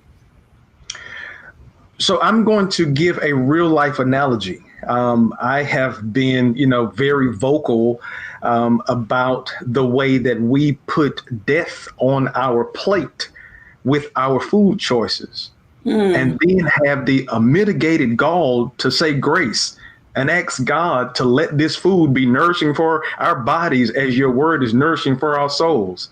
That's insanity. You are literally killing everything inside of you and then putting hot sauce and Tony Chachere's on it, and then asking God to make it healthy. Well, no, I can't make something healthy that is going to kill you. So I believe that it is extremely important for us to do the work. And again, the scripture says, above all, I wish that you would prosper and be in good health as your soul prospers. So it's work that has to be done. And many of us, if we just be honest, many of us are dealing with the medical issues because we are not taking the actual medicine that has been given to us to help us avoid the medical issues, which is our diet. So I know I'm pivoting off of the whole intent of this conversation, but going back to doing the work. There's a lot of preventative work that we can do. But if we happen not to have done that preventative work, when we are prescribed things that helps us, even one of the issues that is prevalent in the African-American community, hypertension. If we are prescribed to take medication, one of the things that we have to do in conjunction with taking the pills is we also have to look at our diet. So it's those things. There is no wonder drug. I've seen a few memes that have floated around. And there was a pastor, and I prayed to God that it's a joke, but there was a pastor that supposedly had performed this miracle in service where he said, belly be gone. Now, I'm going to be honest with you. God hasn't anointed me with that gift. But if God is giving people the gifts of belly be gone, I promise you, Dr. Jacquie, we're going to take this show on the road, because I know it's a lot of people that would love for that to be the case. But work has to be done for us to achieve the life that I believe that we all have the opportunity to live. Now, I agree with that. And I'm going to bring Mocha Lee in, because I know the Amen Corner is over there. And by the way, Pastor JT, thank you for quoting my favorite scripture, which was 3 John 2. Y'all can look that up. It was perfect. Now, Mocha, this is so true what Pastor JT is saying, because you have to put in the work. Now, a part of this is about cancer and about diagnoses and about sudden illnesses and preventative health. And all of these things can throw us off balance when we have not done our part. Talk to us about the value of physical fitness and well-being in preparation for whatever comes next in each of our lives. I mean, this is like the best message. I know every person watching this is getting something, because do the work is huge. But I think maybe if you don't have to think of it as work, right? Because physically, our bodies are our temples. And Pastor JT mentioned prevention, and really that's my job all day, every day for years. I'm helping people think, what can I do now to keep myself healthy so I won't have to get the diagnosis, So everybody knows about hormones, yes. How about those endorphins? They're real. Endorphins are those feel-good hormones that your body creates when you're exercising. And it's linked to your mental health, right? Mm-hmm. So even if you are someone who's received some bad news about a diagnosis, you're going to have to figure out, how can I keep myself sane through all of this? So believe it or not, even though it might be, not the first thing you think of, you still want to move your body, which makes sense why we heard others attest to the fact that even the people who were dealing with the disease kept moving, because it's linked to your mindset. It's linked to those hormones and those feel-good endorphins and serotonin and dopamine, and all those hormones are in your body, and we trigger them with movement. So everybody's movement looks different. I'm telling you, most people can at least generally walk, yes. Then you have other people who like dancing and that whole Zumba craze and line dancing. It's movement. I know some people, 2 people in particular, who go up and down their stairs in their big old house because you're still getting your heart rate up, you're still moving. I just hope that people can start to understand that it really is a lifestyle. It really is a decision. When you wake up every morning, you're just thinking, what can I do to keep myself healthy, in addition to making the smart food choices? And that is move your body, move your body. You've got to listen to your doctor, just like Pastor JT said, because if they say get a mammogram, sisters. Go check your boobs because once you find things early, you can catch it, and it's going to be all right. You just don't want to be in denial. You just don't want to feel like, oh, it's yet another thing I have to do. Just, believe that living a healthy lifestyle can work. And even if you have to take baby steps to get there, trust me, you will get there. And even this t-shirt I'm wearing is like a retro throwback from a fundraiser I did, Barbells for Boobs. We were just raising money to try to get more women to get mammograms. And this one was an intense workout. These were like clean and jerks. I don't know if I'm doing that these days. This was back in like 2011, but as long as you're working out and moving, and find some type of fundraiser or cause or walk. Susan G. Komen has plenty of walks. Do something to be active and to grab somebody else in the community and say, come on, let's do this, because we just have to encourage each other. That's really what it's all about.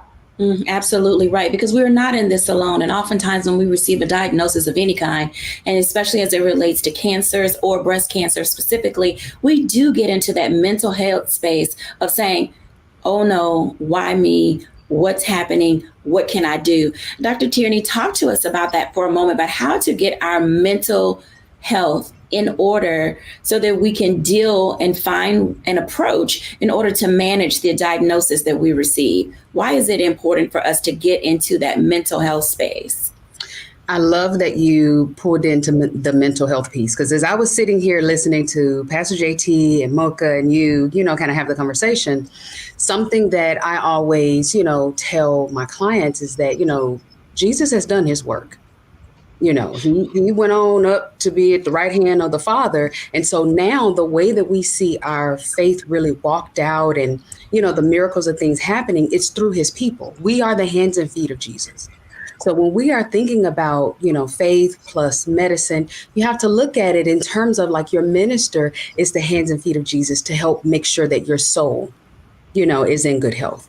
The physician, the MD, they are the hands and feet of Jesus to make sure that your physical being is in good health.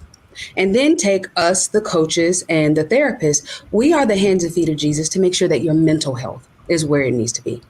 Now, going back to that scripture, pray that you prosper and be in good health as your soul prospers. What we often do is we want to focus on one end of it, of the soul prosperity, thinking that will pull your physical and your mental health, into where it needs to be. But while they work in conjunction, God has equipped each of us, the hands and feet, the doctors and the ministers, to help to maintain or help you to maintain each one of these areas individually. So if you focus only on your soul prosperity, but you let your mental and emotional get cat raggedy, then all of it will end up, coming down altogether, so you have to focus on each of them. So as we're talking about this mental health piece, it is critical that we make sure that we are prioritizing our mental health along with our spiritual health, along with our physical health, because notice when I was talking earlier, I said diseases. A lot of the things that manifest in our body, they start here in our mind. So if my mental state is one that it is rife with stinking thinking and super negative, and I see the worst in every situation, it will eventually cause things to happen in our body. Stress is the number one culprit for ulcers. And so while we don't know necessarily the exact cause of cancers, when we don't check our mental spaces, it can then exacerbate those things that have manifested in our bodies. But when we keep a check on our mental and emotional health, then that can help our bodies to heal itself. It can help our bodies to rejuvenate, itself, and for the cells and things to become, reconnected just by focusing in on what it is that we are thinking. There's a scripture that said, a man is so as he thinketh. So if I'm thinking, oh my God, I'm gonna die, I'm speaking death right then, just from what I'm thinking in my head, feeling in my heart. That's what's coming out of my mouth. So my body is gonna say, okay, that's what we're doing. All right, let's go ahead and, go on. So you have to make sure that your mental and emotional health is a priority, as well as your soul, spiritual health, as well as your physical health. They all work together. They do absolutely work together. How we think, how we feel, what we eat. When we come back after the break, I want to talk to Stacey for a moment, because one of the things that she mentioned earlier was the role of belief, but also herself as a mom, and then also community. When we come back, we're going to talk for just a moment about the work of the community and how we can surround one another and move others' lives forward in a positive manner when we're back after the break.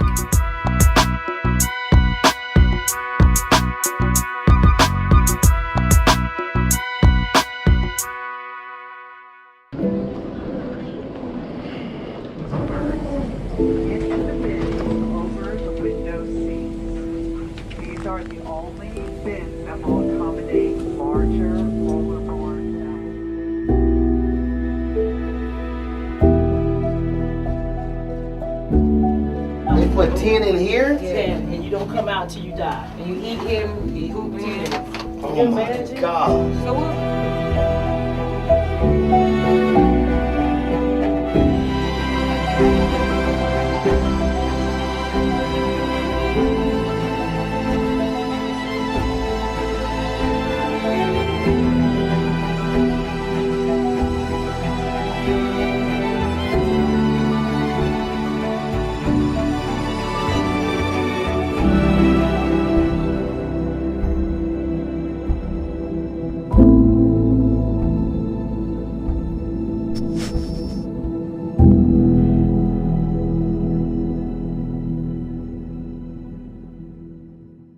Talk about blackness and what happens in black culture.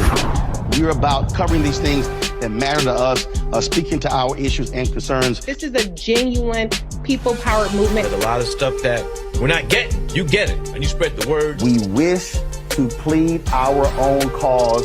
Too long have others spoken for us. We cannot tell our own story if we can't pay for it. This is about covering us. Invest in black-owned media. Your dollars matter.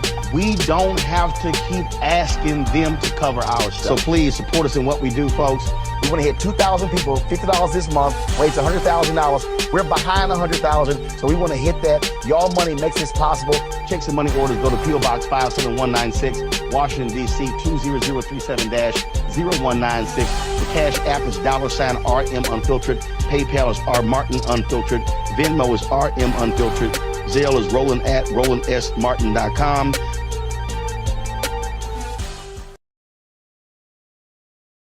On his first day in office, with the country in crisis, President Biden got to work for us. Cutting Black child poverty in half, more money for Black entrepreneurs, millions of new, good-paying jobs. He's lowered the cost of living and prescription drugs. But there's more to do. He gets it, because we all deserve dignity, safety, respect, and a chance to do more than just get by, but to get ahead. I'm Joe Biden, and I approve this message.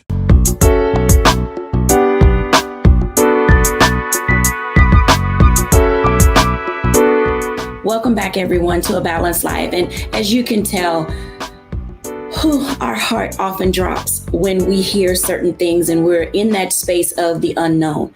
But community is a way for us to really begin to map out, think out, parcel out who's going to be in our court and in our corner when we really need them.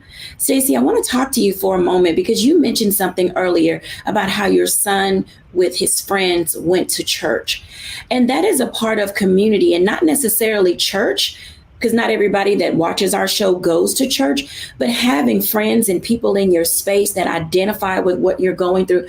Why was that important, not only for your son, but for you as a mom to identify and say, my son is not going to be going through his diagnosis alone? So you're right. Everyone doesn't necessarily go to church. And at that stage in my son's life, he wasn't one that typically went to church. But God has a way of bringing to you just what you need right at the time that you need it, if you can only be open to it. And so his friends came in, and this was right early on when he got the diagnosis, and he was trying to process, the changes that was going on in his life. And so they just invited him to go to church. And for whatever reason, in that moment, he decided to take the invite.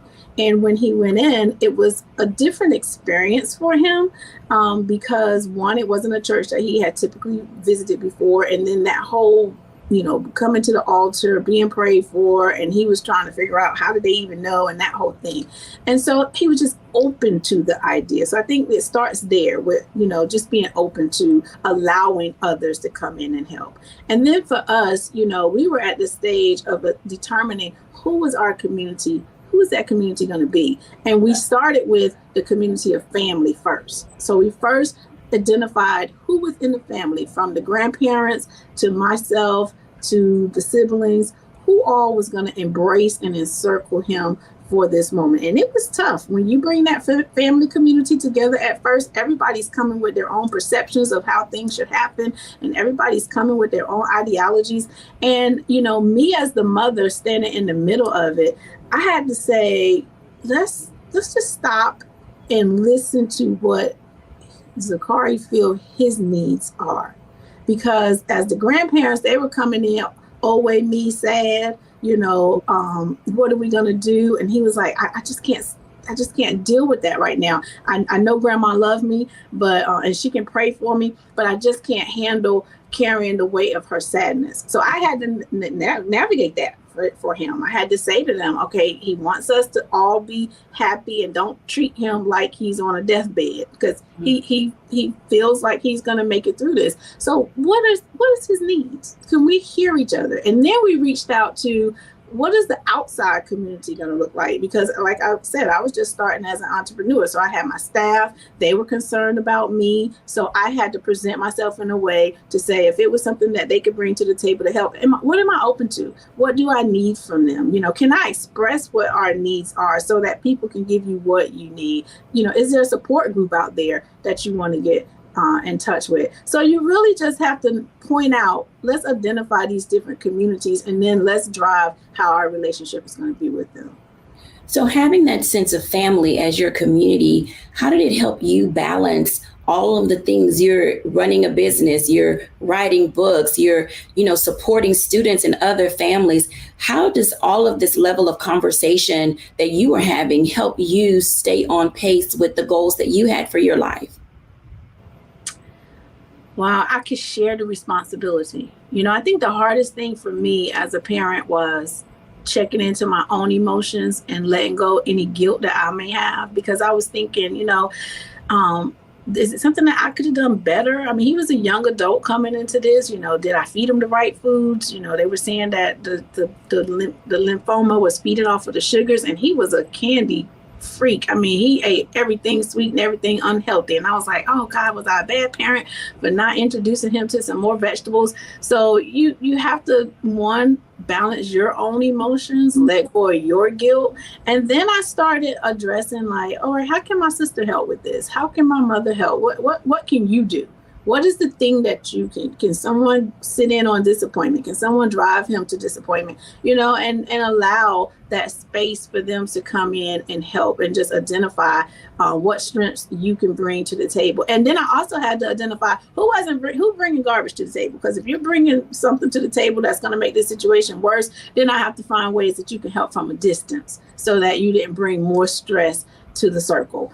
And that allowed me to free up some space so that I could come and still be able to work and do the things that I need to do in that circle. And believe it or not, my coworkers kicked up. They was like, why are you here? Go do this, go take care of this. So it sort of balanced itself out.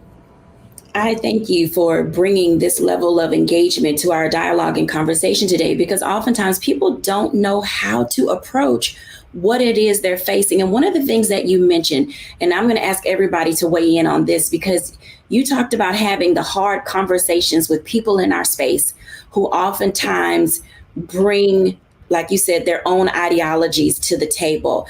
And I literally had written down the woe is me, component. And oftentimes I have to stop myself and make certain that I don't cast death on people. And I know that sounds crazy, but our first reaction sometimes to things can literally set the tone for how other people are going to respond to what it is they're going through. So everybody come back in for a minute and give us some words that we can use when it comes down to engaging, or when people invite us into their community.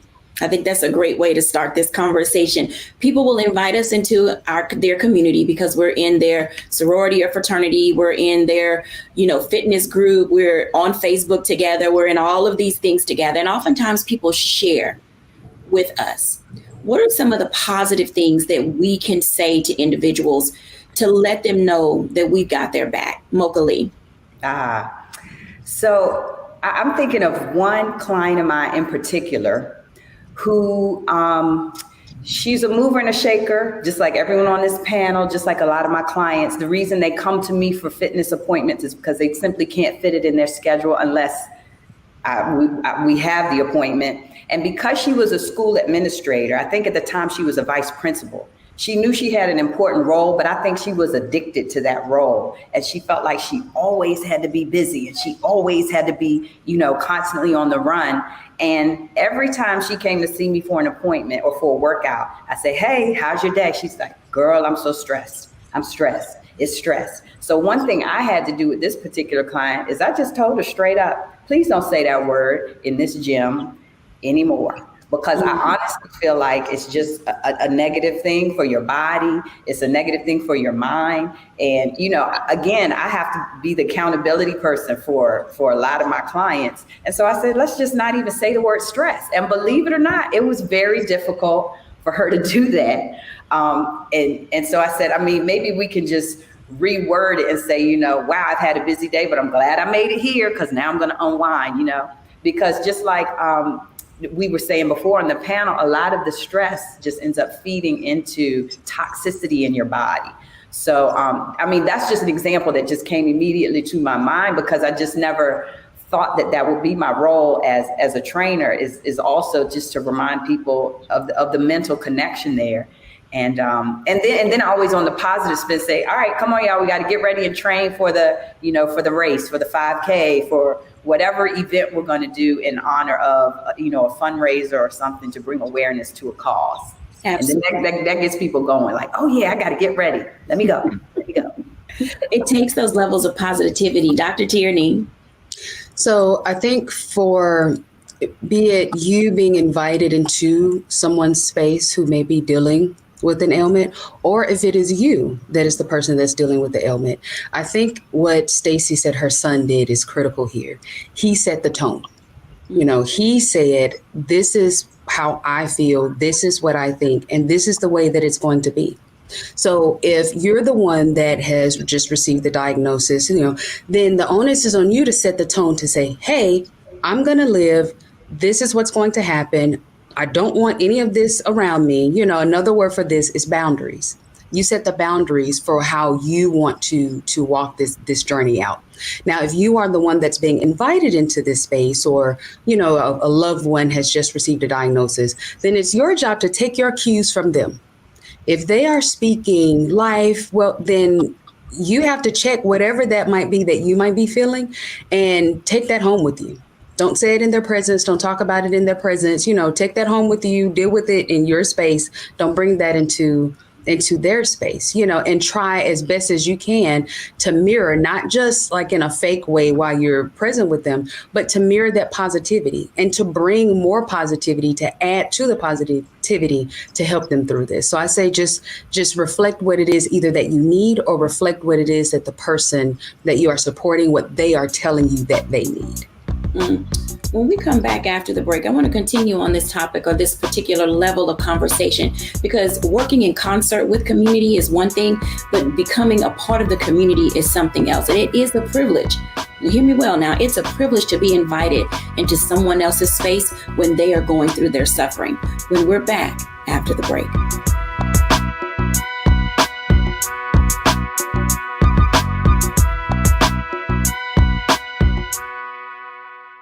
When we invest in ourselves, we all shine. Together, we are Black beyond measure. I'm Deborah Owens, America's Wealth Coach, and my new show, Get Wealthy, focuses on the things that your financial advisor and bank isn't telling you, but you absolutely need to know. So watch Get Wealthy on the Black Star Network.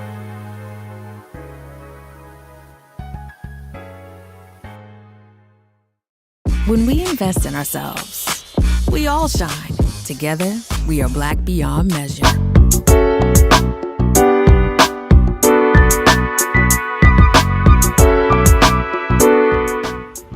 Welcome back, everyone, to A Balanced Life. And we're talking about the C word, cancer. But we're also talking about how do we fit into that space when we are invited into someone's life who is going through, whether it's themselves, whether it's their child, whether it's a spouse or another loved one. We all play a part and a role in how other people get through what they are going through.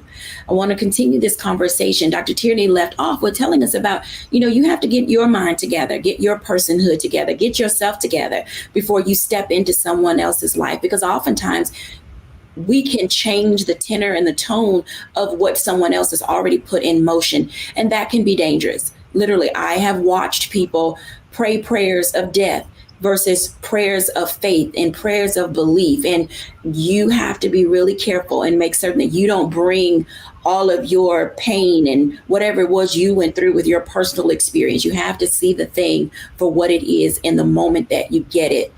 Pastor JT, when we're talking about levels of positivity and engagement, and I want to go back to this. So this is going to be a boy-girl conversation because oftentimes women approach things differently. How do you help our brothers process these levels of conversation as it relates to leukemia with our kids, or breast cancer, or brain cancer, or prostate cancer? We process different, and guys process different. How do you help our men settle into this space of dealing with what their spouses or themselves are going to go through? Right. So typically, and I'll look at it in two respects. Mm-hmm. So if there is a man that has been diagnosed, typically this man stays manly. Right. So he's not, oh, woe is me. He's not out shopping for his tombstone. He's going to show you how strong he is. He's going to go through it. But oftentimes in those moments of strength, we fail to be vulnerable. We fail to be transparent. And then sometimes we're so strong that we shut people out. And so then now, as people are attempting to come into our community, we have locks on all of the gates. Mm. And so then sometimes there is distance between you and the potential help that you could receive because of the macho bravado that I believe that so many men feel that they have to betray. So then in that instance, even as, we talked on the show several months ago about mental health with men, just really kind of breaking that dynamic down. So many men aren't really vocal about what they experience. So I really believe that it's about finding spaces where men can be safe and they can be vulnerable, but still be seen as that man. But then I think on the other side, I think that if that man is in a relationship and his partner, his mate, has received the diagnosis, I think at that point, then you still have to adapt that same level of vulnerability. You still have to adapt that same level of empathy, so to speak, because now you're in a journey together and your mate, 9 times out of 10, is going to have a different response to the journey that you would have. And so then this is not the time to be critical.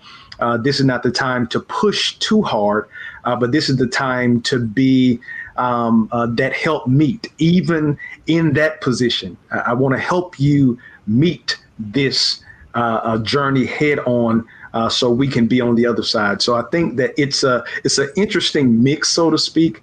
But I believe that one of the greatest things in this moment for a man when he has received the diagnosis or his mate has received the diagnosis is humility and transparency. Humility and transparency are not easy for men.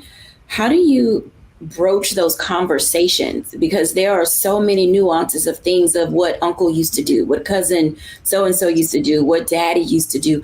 How do you help children navigate, or do we not bring children into conversations? And at what stage should we do that?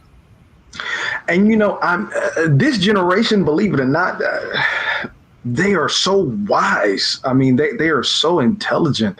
And I think, and this is just me from my perspective, and as I've seen, there are so many fights that we saw growing up that we didn't know was a fight.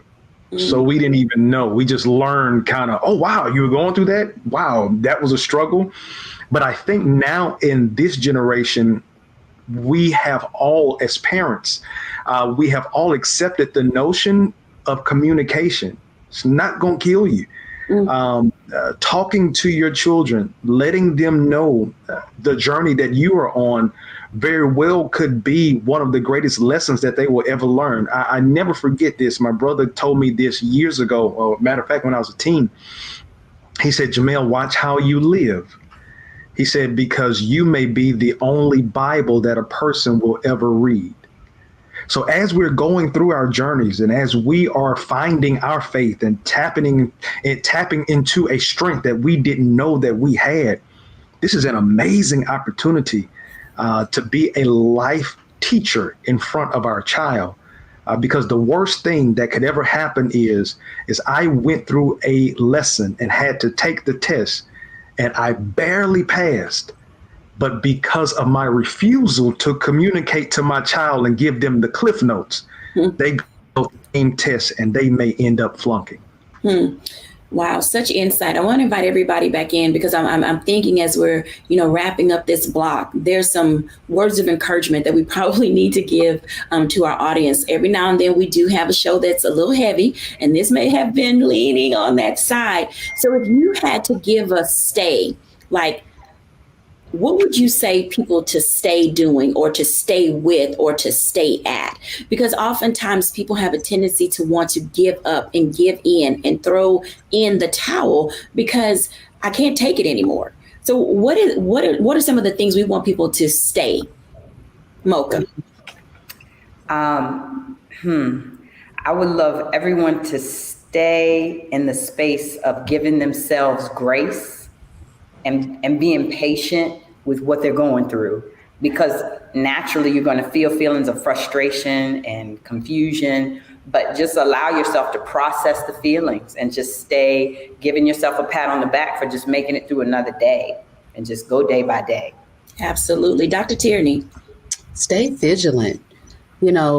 After you get done giving yourself the grace, and I'm all about grace. I give myself a ton of grace, and you feel what you feel, keep going.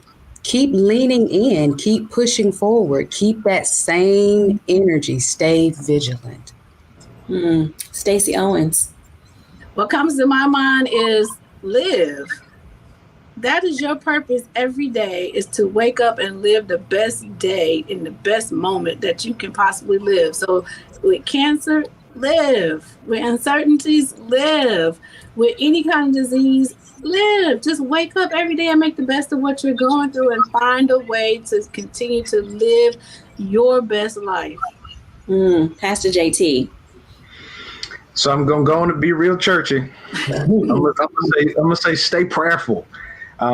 Because in our prayers, two things are happening in our prayers. One, we are praying and we are requesting. So we are requesting that patience. We are requesting that vigilance. We are requesting that healing. We are talking, but then in that moment, we are being talked back to. And oftentimes that talking back to is not telling you anything new. It's reminding you, man, you went through that. And if you went through that and came out of that you thought that you weren't going to come out of, you're going to take this and you're going to take it on the chin and you're going to keep on going. You're going to bounce right back up and you're going to win and you're going to be successful. You're going to champion this. Prayer is a dynamic tool. So I want to always say, stay prayerful. When we come back after the break, I'll give my reflections. But prior to that, let me just say, in life, as we're going through things, we oftentimes are invited into spaces that we never thought we would be. So when is a good time to get yourself ready to become a part of someone else's village, to become a part of someone's community, to get out there and lend a hand? The time is now. Mocha said it. You have to be physically fit. Pastor JT said it. You have to be spiritually fit. Stacey said it. You have to be well-rounded and balanced and prepared. But then also Dr. Tierney said you have to be mentally fit. So all of these things require us, as we're going to step into other people's lives, is to get ourselves together first. When we come back after the break, I'll give my reflection.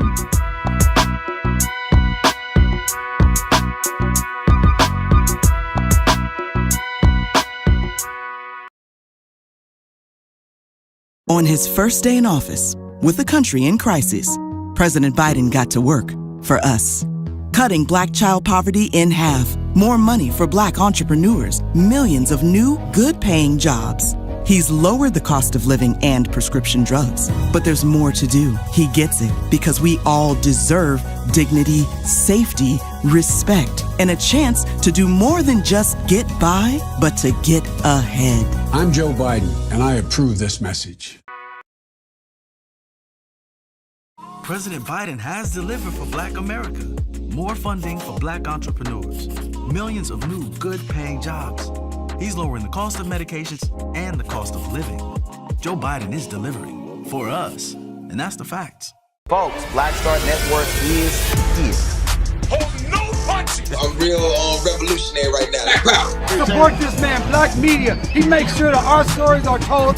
Thank you for being the voice of Black America, Roland. Stay Black. I love y'all. All momentum we have now, we have to keep this going. The video looks phenomenal. See, there's a difference between Black Star Network and Black-owned media and something like CNN. You can't be Black-owned media and be scared. It's time to be smart. Bring your eyeballs home. You dig?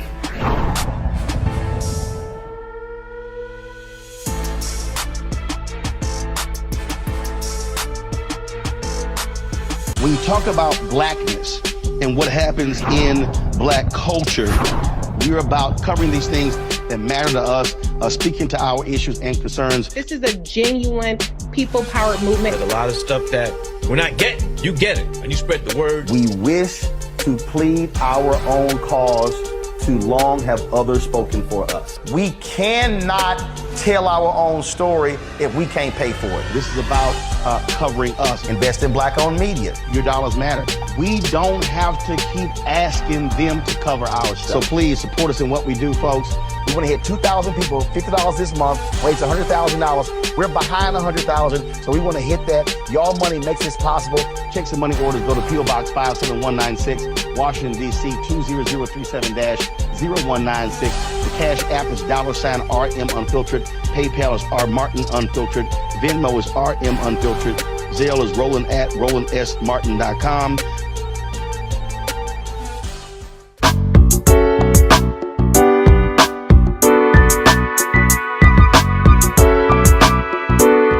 Welcome back, everybody, to A Balanced Life with Dr. Jacquie. And our contributors have really shared with us today some great tips, some tools, some wisdom keys for you to put into your balanced living toolkit. I get it. I understand. We oftentimes are caught off guard when we do not know what's coming next. The fear of the unknown is real. We all face it every day, whether it's things that are happening in our homes, whether every time we pick up our phone, every time we drive in our cars, there's always something that catches us by surprise. I know, I thought we had all gotten to that place where nothing would catch us by surprise. But let me just say, each and every day, you are going to be challenged. But coming alongside that, you're also going to be requested.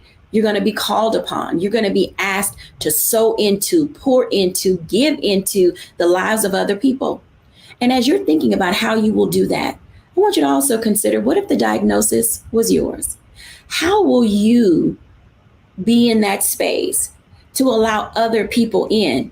I know y'all. I used to probably be one of y'all. I can handle it. I can do it by myself. I don't need anybody else.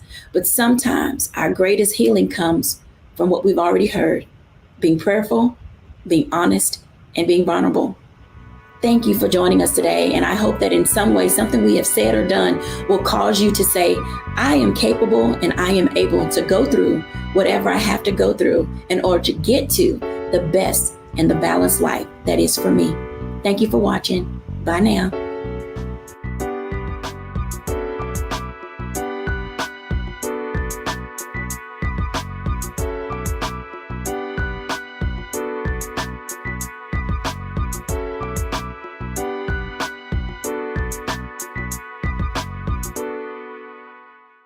When we invest in ourselves, we all shine. Together, we are. President Biden has delivered for Black America. More funding for Black entrepreneurs. Millions of new, good-paying jobs. He's lowering the cost of medications and the cost of living. Joe Biden is delivering for us, and that's the facts. President Biden has delivered for Black America. More funding for Black entrepreneurs. Millions of new, good-paying jobs. He's lowering the cost of medications and the cost of living. Joe Biden is delivering for us, and that's the facts. Hatred on the streets, a horrific scene, a white nationalist rally that descended into deadly violence. White people are losing their damn minds. As an angry pro-Trump mob storms the U.S. Capitol, we've seen We're about to see the rise of what I call white minority resistance. We have seen white folks in this country who simply cannot tolerate Black folks voting. I think what we're seeing is the inevitable result of violent denial. This is part of American history. Every time that people of color have made progress, whether real or symbolic, there has been what Carol Anderson at Emory University calls white rage as a backlash. This is the rise of the Proud Boys and the Boogaloo Boys. America, there's going to be more of this. Here's all the Proud Boys, guys. This country is getting increasingly racist in its behaviors and its attitudes because of the fear of white people. The fear that they're taking our jobs, they're taking our resources, they're taking our women. This is white fear.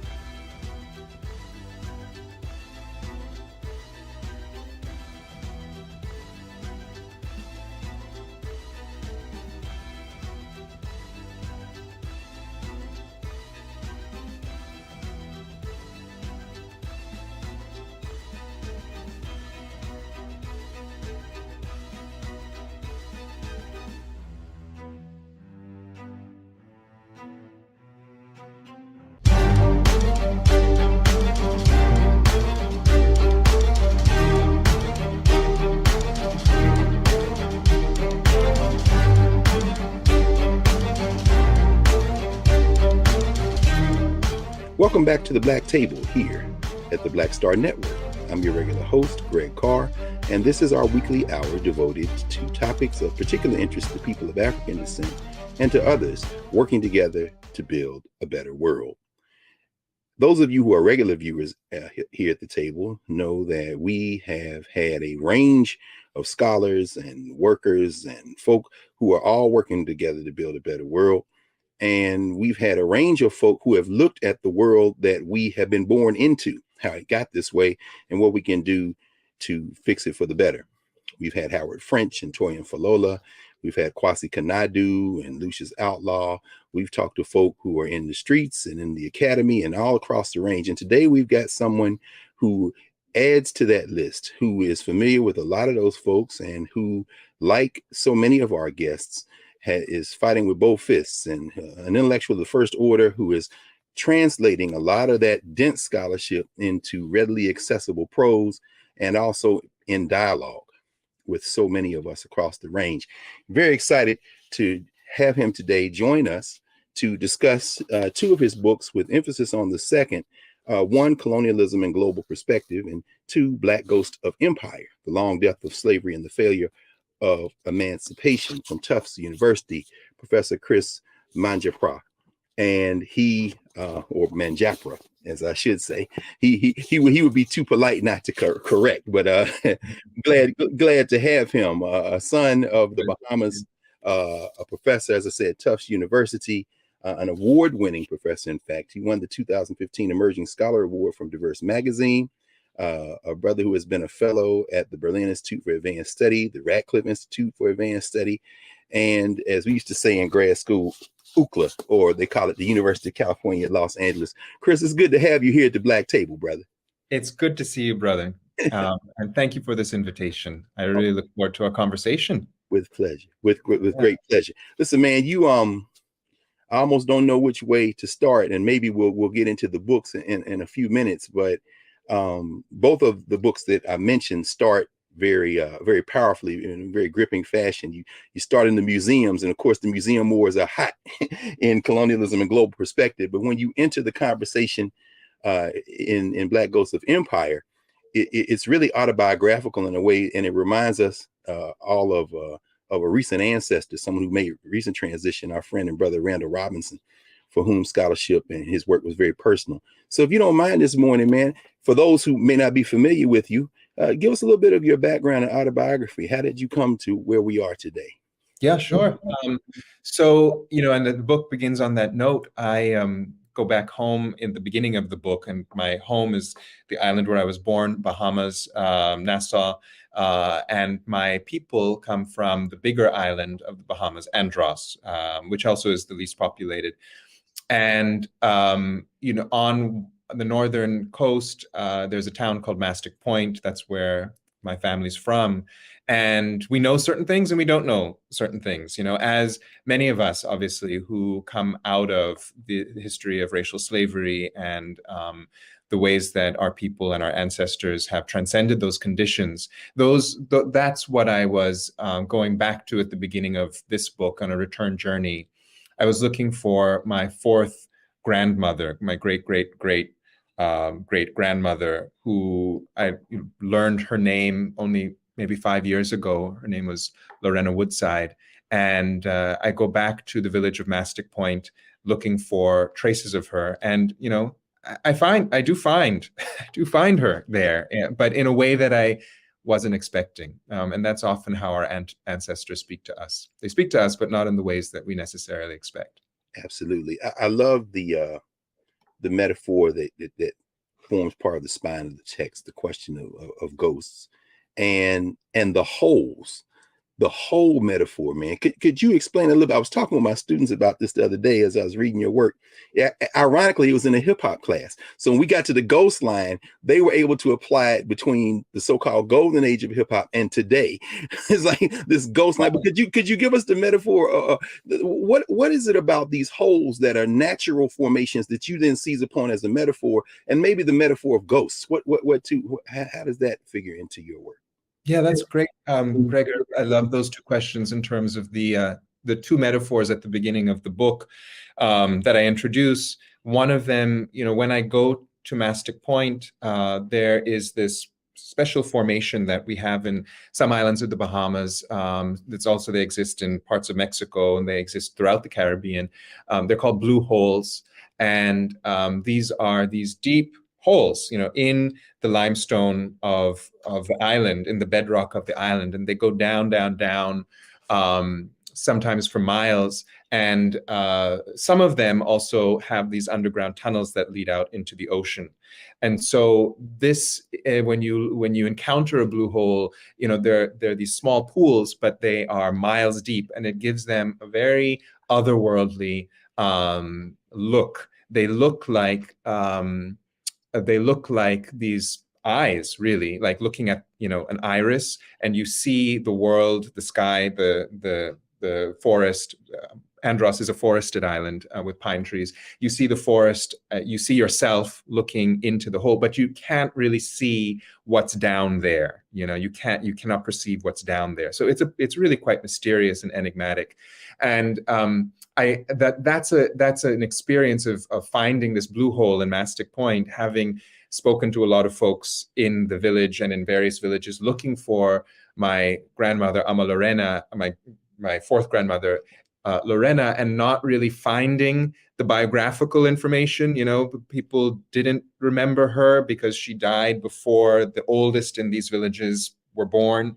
And I was feeling this great sense of loss. Saidi Hartman has a book that begins called Lose Your Mother. So I was feeling that kind of loss of my mother's line.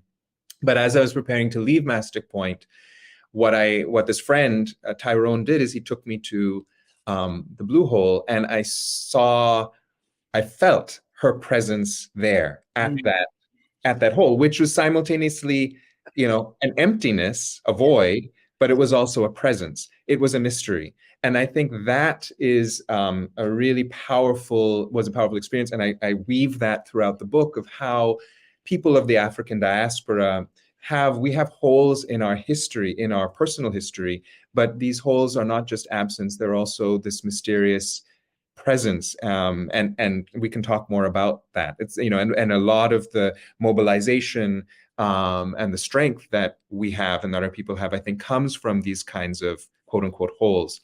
The second metaphor is ghost lining, which I connect to the holes in our history. But in these holes live various kinds of ghosts. And there's a different kind of ghost that I'm talking about when I talk about ghost lining. So we have red lining.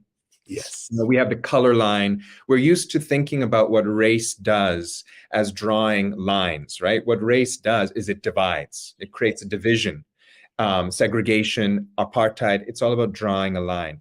And what I observed at the beginning of this book again is that there's another kind of line that race draws, and that is the ghost line, which is the division between the histories that continually get recognized and are made visible, and the histories and the experiences that are continually actively, made absent and are made invisible. And Black people in countries like the United States and other countries in the world in which there's this long history of racial slavery and its ongoing life, we experience the ghost line continuously in the way the media works, in the way curricula works, in the way political battles work. There's an active work to make invisible our historical experience. And we can talk about how that connects to other experiences, including our spiritual experience, and how other kinds of histories and experiences are made overly visible, are overrepresented. That's race at work. And it's just a dimension of how racial politics works that I think it's really useful and helpful to bring into view, right? It's a battle over our minds and our consciousness. That's what the ghost line is trying to draw, is trying to divide. Absolutely. I mean, it's one of the things I found very compelling about your work is that it is deeply spiritual. I mean, it has the rigor and the precision of the social sciences. You sprinkle the humanities as you were talking. Of course, you use James Baldwin, and you kind of close out with Baldwin a little bit in a poem, then tribute of Paul Robeson in colonialism and global perspective. It's interesting because I remember was it Baldwin that said that, love helps you recognize what you don't remember. And you talk about the solutions to this world we live in, this in Black Ghosts and Empire to end, when you talk about recreating sovereignties and social reciprocities with love at the center. And when you were describing the void, obviously in the Western sense, that might be received differently, but you complicate it in a way to say, no, I feel them here. And that search, particularly in Black Ghosts of Empire, and I know we'll get into it as you're talking about these folk, whether it be Ed Blyden or those Spelman missionaries or the great Martin Robeson Delaney. Very few people talk about Blake, so I want you to talk, at least not enough people, I'll put that way. All of this searching. But when we come back, man, I hope you can help us, perhaps with the first book, talk about these forces that we have been born into and how you help us think about them systemically, but also in terms of our resistance to them.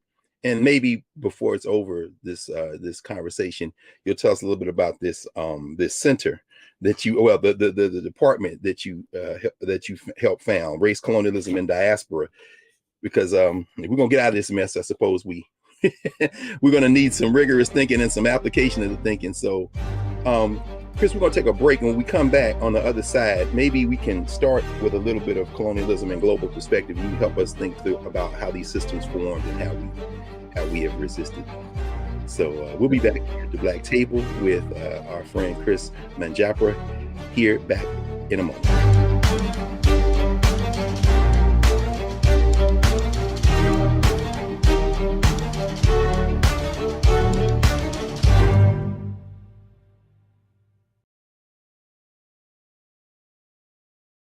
President Biden has delivered for Black America. More funding for Black entrepreneurs. Millions of new, good-paying jobs. He's lowering the cost of medications and the cost of living. Joe Biden is delivering for us, and that's the facts.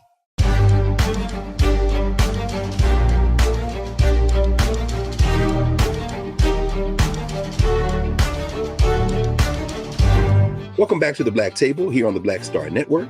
I'm your regular host, Greg Carr, joined today by Chris Manjapra, author of Colonialism and Global Perspective and Black Ghosts of Empire. Chris, one of the things about this book, Colonialism and Global Perspective, I found fascinating in the context of what we were discussing in the first block. You divide it into two parts, interlocking colonial histories and elementary aspects of colonial power. Rather than just go through straight chronology, you're challenging us to reorganize the way we even think about these things. Do you mind walking us through the framework of the book and what you hope we will learn from it? Yes, of course. And it's a good exercise for me because I wrote the book some time ago, so it's going to remind myself and refresh myself. Well, I'll tell you this, as we know, those of us who comic book fans, Killmonger is a central figure in Black Panther, but when Michael B. Jordan played him in the first movie, I don't know that they were going to make him a recurring character, but when he smashed and grabbed that stuff back out of the museum, the Black people were like, yeah, and so they had to bring him back. You opened this book in the museum, man. I said, I like this guy. That's right. Go ahead, please. That's right. Yeah. The brief thing about the intro to the book, and I'm interested in doing more work on this subject as well, is, we don't think about, maybe we do think about, but it's really worth stopping and reflecting on the fact that the history of colonialism has led to a great necropolis, a great hoard of objects, and even of bodies, because colonial powers were collecting the bodies of the enslaved and the colonized and bringing them back to European museums and holding them in these museums. And so when we look at natural history museums across Europe and across the United States, for example, the New York Natural History Museum has a lot of these kinds of objects, which shouldn't be called objects, but rather sacred entities, because many of them are ancestors. United States libraries and universities, hold these kinds of entities as well. What the beginning of the book kind of reflects on, and I use the example of the Belgian Royal Museum, has a lot of materials that it collected from the Congo, and it has a lot of remains of ancestors there. And to think about, to pause, to just stop with that fact, how is it that that's possible? Why isn't there, even more of an outcry that these sacred objects and entities should be freed and returned to their communities? It's happening, and it's happening more than even when the book was being written. But that's where the book begins. Why is it that it's possible for European museums and American museums to even hold ancestral, entities at all, right? Why is that okay? So that's kind of the provocation at the beginning of the book. And I suppose the answer is the fact that we still live in a world in which the systems of colonialism operate. Yeah. Should I talk about what those four systems are? That if you don't mind, because I mean, the fact that you start with war, it reminds me of Isaiah. I guess I started to say Isaiah Berlin, but I'm talking about the other Berlin. I see his face. That does all the work on enslavement, the ancestor. Now, when he said that this war was undeclared, it was asymmetrical, and it was never a truce. So when you talk about this question of war, settlement, plantation, and port, and then and when you talk in part two about these elementary aspects of power, science, school, and debt. Now you can imagine college students have no problem understanding debt. But I mean, please describe to us these systems as you conceive them, and why it's important for us to maybe step back from the number and date kind of history that we typically use to think about the concepts at work in this kind of what Van Sertima used to call the 500-year room we found ourselves in. Yeah, sure. Indeed, these four systems that I talk about at the beginning of Black Ghost of Empire, it's useful to understand that colonialism isn't one thing. It is multiple kind of processes and cunning logics. And we can think about it break it down in terms of processes and projects of war, of conquest. Here, the coming of those initial military mercenaries to Hispaniola, to the Americas, starting in the 1400s. They came to do things that previously were not done. And that's the second big system that I talk about, which is settlement. They came to not only settle, but to eradicate the indigenous cultures very systematically, and to establish a new form of state structure, the settler colony. So the second chapter is about settler colonialism, and that relates a lot to indigenous communities and indigenous resistance. And indigenous resistance was there from the start, as it continues today. And then the third is the system of racial slavery, of which the plantation and the mine are at the core. Plantations and mines are obviously places of extraction, of extreme extraction with the hope of extreme accumulation. But they're more than that. What is unique about racial slavery and why it's different from any other slavery, there are many kinds of slavery in history. Why it's different from any other kind is that it was the attempt to own as a property right, not just human beings, but to own the generativity, the life force of human beings, here African human beings. And that specifically meant the ownership right over Black women's wombs. That's what makes racial slavery distinctive. It's partum ventris sequitur, that law, which is that which follows from the womb is also my property, right? That's the unique piece. And we can talk more about that, but it was a very distinctive kind of cunning logic to own the generativity of Black people by trying to own the womb of the Black mother.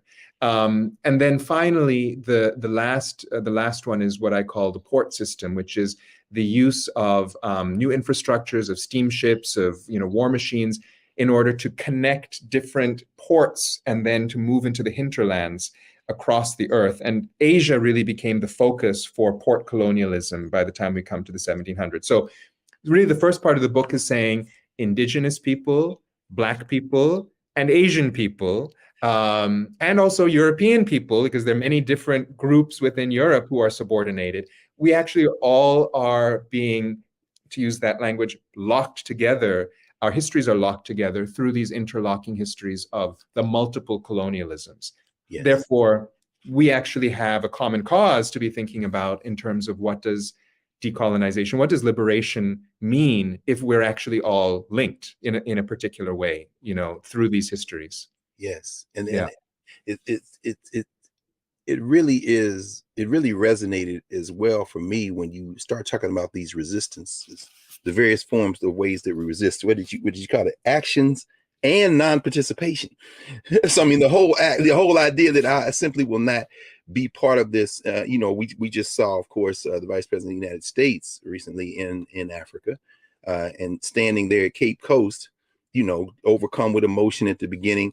But I couldn't help but reflect on what you wrote with regard to Walter Rodney and the participation of Black elites and how that participation sometimes continues. And even though the vice president's there with a bunch of HBCU presidents, it's very nice. I'm thinking about the underclass in Ghana who is pushing back against President Addo and all them. And then she's in Tanzania, and then in Zambia, where her grandfather was stationed with Kenneth Kaunda. And then, but as you're writing about this question of domination, these questions of settler colonialism, you're also writing about resistance. Yes. So this isn't one of those kind of things like we just people just took it, and it's really before we get to even instances of resistance and Black Ghost of Empire, you talk about these logics, these technologies of domination with regard to science, school, and debt. Do you mind saying a word about that, and then we'll take a break and come back? How do those three concepts operate in this field of perpetual violence and resistance that we find? So the brief answer to your question, if there's time in this segment, would be, science created ways of talking about the world that categorized and assigned people into places according to things like skin color or things like, what part of the world they were born in. It created a hierarchy of which white supremacy, was organizing, through which white supremacists were organizing the world. So there was a way that that science is playing a role in racialization, and that helped the colonial project. Certainly debt is another example of, in other words, I think the key point here is that the weapons that colonialism uses are not always going to be the gun and the spear, right? They're going to be other kinds of weapons. And one of the key weapons is debt, to make certain groups of people, racialized groups, to make them holders of burdens of debt, thereby makes them indebted. And if they're indebted, then they are subjected and subordinated, and they become more open to criminalization. So debt is an invention that actually serves the colonial project. And we could think about schools and curricula as another kind of invention that has served colonial. Think about the way we teach history, right? So colonialism is cunning, and it has a lot of different tricks up its sleeve. But guess what? I mean, the colonized people have a lot of tricks up their sleeve too. I think that's really important to emphasize. This is not a one-sided story. Absolutely. Listen, man, let me apologize, Chris, in advance, because those of you, and I encourage everyone to get both books, but particularly the one we've been talking about so far, mostly Colonialism and Global Perspective, Cambridge University Press. There are a lot of our viewers who have gone out and purchased these texts, and please forgive me for you doing a ruthless synthesizing of the main points in an academic text in about. Believe me, as a historian, I love it, because it means people in a little classroom might hear about the material, right? So I'm happy. I'm happy. Good, very good, because that is our objective, brother. We want everybody. We want Cambridge to be like, where are these orders coming from? So everybody out there who's listening knows what you can do. Just go ahead, get on the website, order the book. Yeah, absolutely. So when we come back, we're gonna get more heavily into Black Ghost of Empire, so we can talk about these resistances that you literally weave throughout this text. So we'll be back with Brother Chris Manjapra, author of both these texts, in a moment here at the Black Table.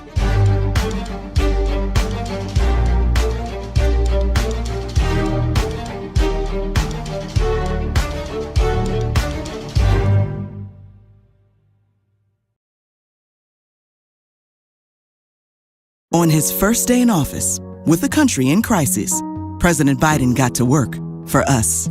Cutting Black child poverty in half. More money for Black entrepreneurs. Millions of new, good-paying jobs. He's lowered the cost of living and prescription drugs. But there's more to do. He gets it because we all deserve dignity, safety, respect, and a chance to do more than just get by, but to get ahead. I'm Joe Biden, and I approve this message. Folks, Black Star Network is here.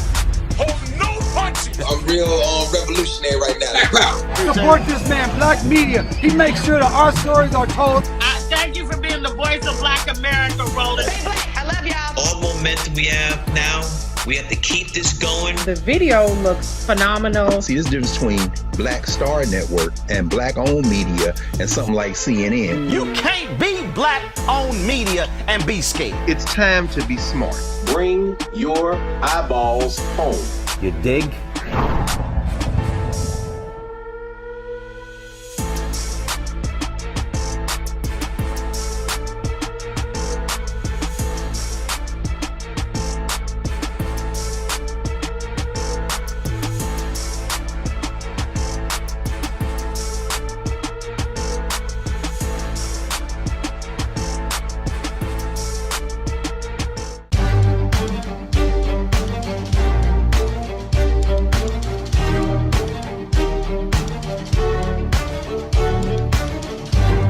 Welcome back to the Black Table here on the Black Star Network. I'm your regular host, Greg Carr. Remember to support the Black Star Network.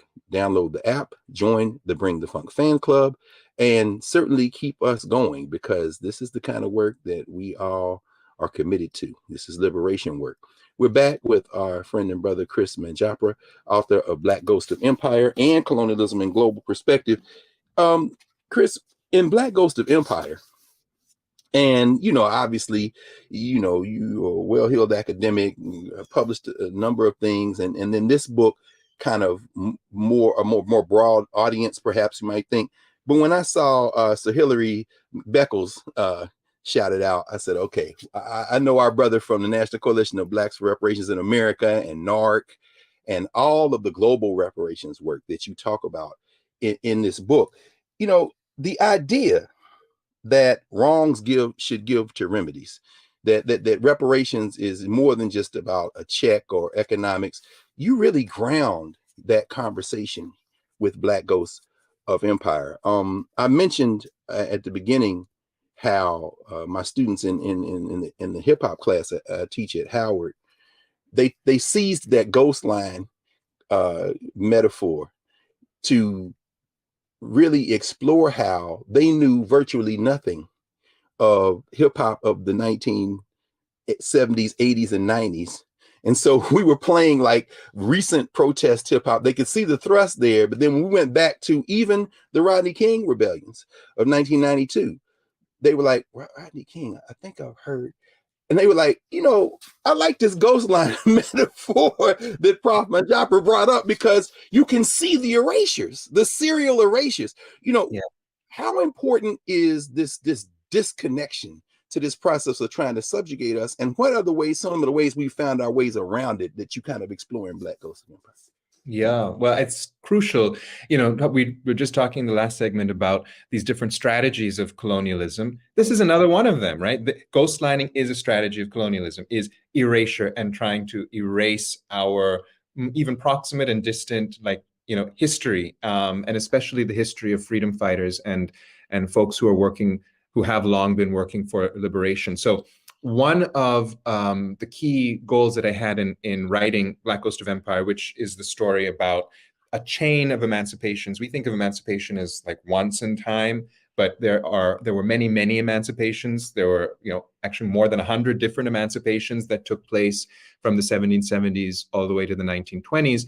They learned from each other. They were, as I argue in the book and show in the book, they were not innocent projects, and they were not at all about ending racial oppression. They were about redirecting it, and this argument really upsets, you can imagine, certain kinds of certain kinds of historians, and then certain kinds of politics. But I continue to have to make the argument because this is accurate. That emancipations are not what we think they were.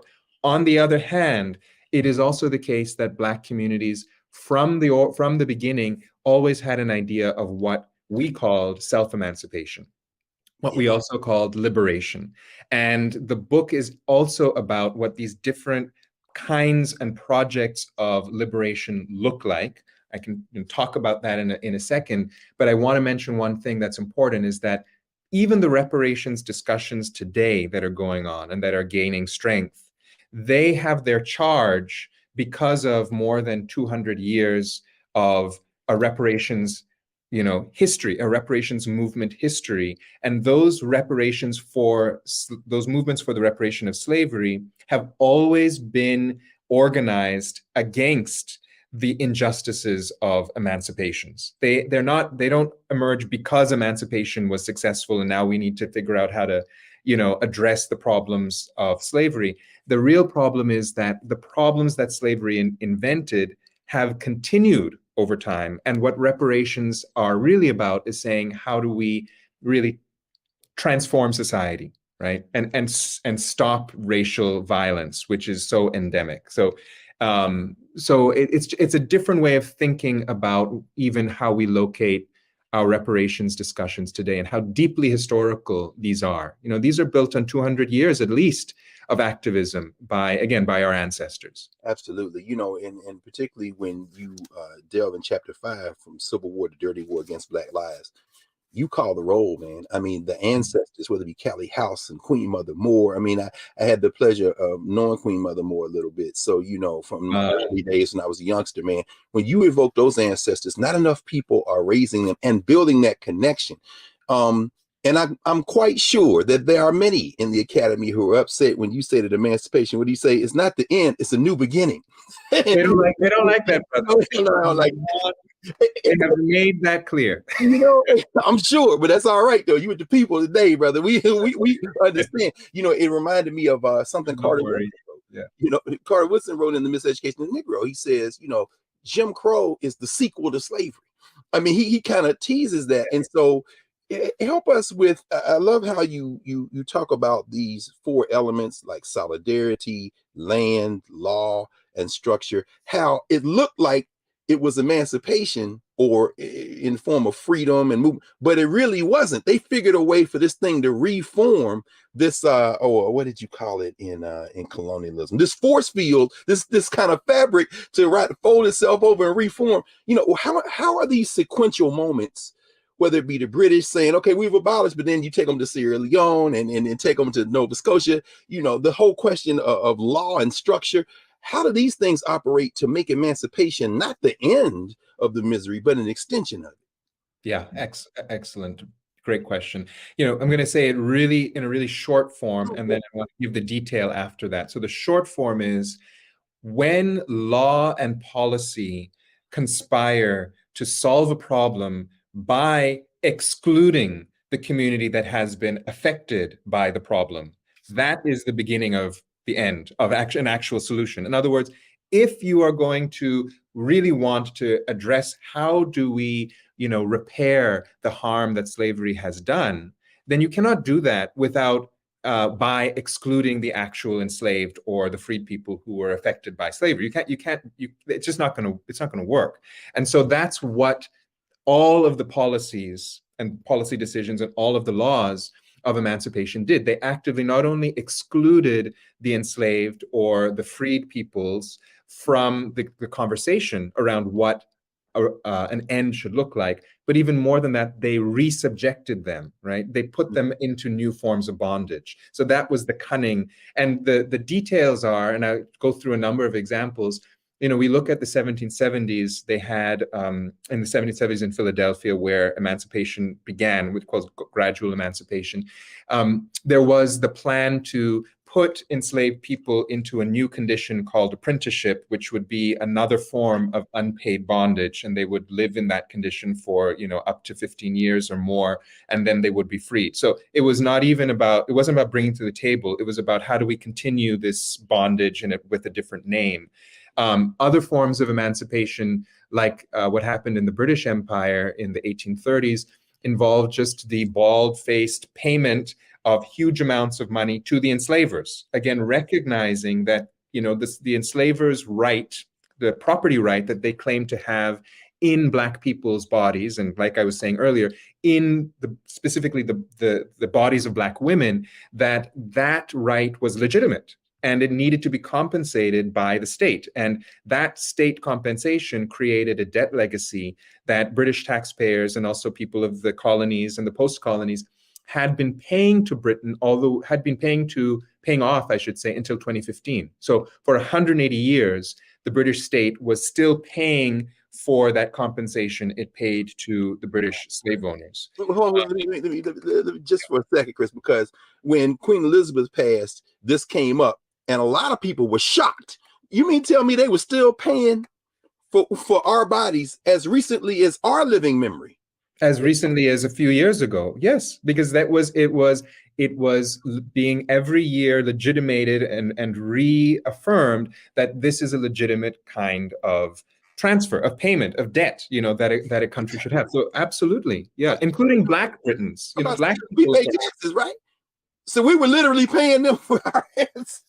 That's right. I mean, Black Britons, some people for their whole lives had been paying through their taxes for this compensation that had been paid not to the enslaved, but to the slave owners. I think that's maybe the underlying assertion and claim, which I think really upsets a certain kind of, a certain group, a large group of mainstream commentators, is this assertion that reparations have already long been paid. I mean, we're not in a world in which people don't pay reparations. It's just that the reparations have been over and over and over again paid to the slave owners and to their children and their progeny, and thereby over and over again there's been a reenactment of the extraction and the degradation and the disrespect that has been paid, to the enslaved and then to their descendants and their progeny. It's like a cascading system. Yeah. And let's not forget the role under Jim Crow that extra legal forms of violence played in this. For example, all of the lynching campaigns, the white capping campaigns, the informal ways that Black people in the South, in the North know of forms of Jim Crow exclusion, but also the criminal legal system, right? And the role that criminal legal systems played and play today in paying a certain kind of advantage forward to white communities, and thereby also disinvesting and harming Black communities through the way that racial law works. So these systems continue, but not always. These reparations, I should say, continue, but these reverse reparations, but not in the ways that are going to be very obvious necessarily on first view. Yes. I'll tell you what, why don't we pause here and so we'll have a little more time when we come back, because the fact that, and you write that anti-Blackness and certainly this form of whiteness that enacts these kind of violences has never been recognized as a crime against humanity. I was at the United Nations a few weeks ago, and just seeing the energy of it actually was the week when they were talking about various issues of particular concern to women. And to see all these women, particularly women of African descent from all over the world convening, given what you've just said and written. And of course, think about Michael Gomez, who talks about that the assault on Black women in many ways is at the center of the formation of Blackness in the modern world. There was our resistance to it. You feel a sense of hope. And I think you write about this hopeful suspension of final judgments. But then you realize that this framework, we're going to have to overflow the framework, because even though the conversation is good, nothing is going to change until the people organize. So maybe we'll take our break. When we come back, you can walk us through some of the things you write about in terms of these forms of resistance that we have found ourselves creating to overflow the boundaries of these systems. So we'll do that when we come back in a moment, in our final segment here at the Black Table with Professor Chris Manjapra of Tufts University, author of the book we're talking about right now, Black Ghosts of Empire, The Long Death of Slavery and the Failure of Emancipation. Back in a moment here at the Black Table.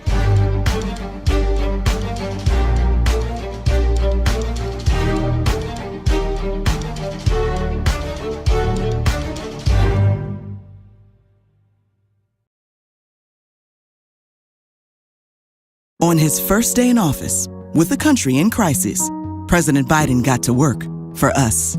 Cutting Black child poverty in half, more money for Black entrepreneurs, millions of new, good-paying jobs. He's lowered the cost of living and prescription drugs. But there's more to do. He gets it because we all deserve dignity, safety, respect, and a chance to do more than just get by, but to get ahead. I'm Joe Biden, and I approve this message. Don't you think it's time to get wealthy? I'm Deborah Owens, America's Wealth Coach, and my new show on the Black Star Network focuses on the things your financial advisor or bank isn't telling you. So watch Get Wealthy on the Black Star Network.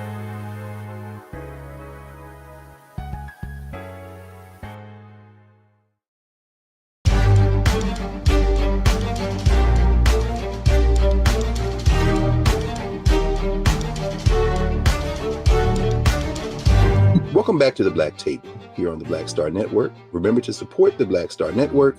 Download the app, join the Bring the Funk fan club, tell your friends all over the world. This is the conversation that we're having and the work we're doing here on the network. We're back with Professor Chris Manjapra. Chris, in Black Ghosts of Empire, you talk about this question of reparative justice as one of the oldest liberation struggles. You don't anchor it just in trying to play by the rules of this constantly shifting system. And one of the things that really struck me, because, you know, Black Star Network's anchored here in Washington, D.C., which celebrates every April Emancipation Day, tying to the conversation you were having in Block 3 about how these folk were compensated. Of course, they were compensated here in Washington, D.C., but you talk about this beautiful, watchful witness and how these Africans created these rituals of resistance, man. I myself went to Watch Night in Nashville, Tennessee. Did not know until an adult that was partially because these Africans in places where we were not yet emancipated were praying in that day. Could you talk about, throughout the book, these forms of resistance that Black people create? And that those passages on Emancipation Days, brother, I'll tell you, warm my heart. But please walk us through some of these resistance forms. Yeah, thank you. I loved your language, brother, of overflowing the system and you know, transforming, radically transforming the system. It's nothing less than that has long been the goal, but also, frankly, also the practice of so many of our communities. That's our history. It's not a history. It is a history of waiting, and it's also a history of radical liberation in practice. And so I would say there are kind of four main kinds of response, of transformative response, that have been brought over hundreds of years. One of them I'd like to call, you know, Reconstructionism. And we know that there was, you know, a period of Reconstruction in U.S. history, but throughout time, going all the way back to the time when when abolitions first started, Black communities were involved in many forms of Reconstructionism. I'll give you one concrete example, which is that in places like Guyana, in places like Antigua and in Jamaica, when slavery was in the process of ending, Black communities fled, as they had long fled, you know, through being marooning out of the plantations, but they fled to new collective lands, where they then created new settlements. And these were called the freedom villages, the free villages, in which they were restructuring, you know, politics and society in a way that meant liberation to them. So they weren't just waiting, they were creating through these freedom villages.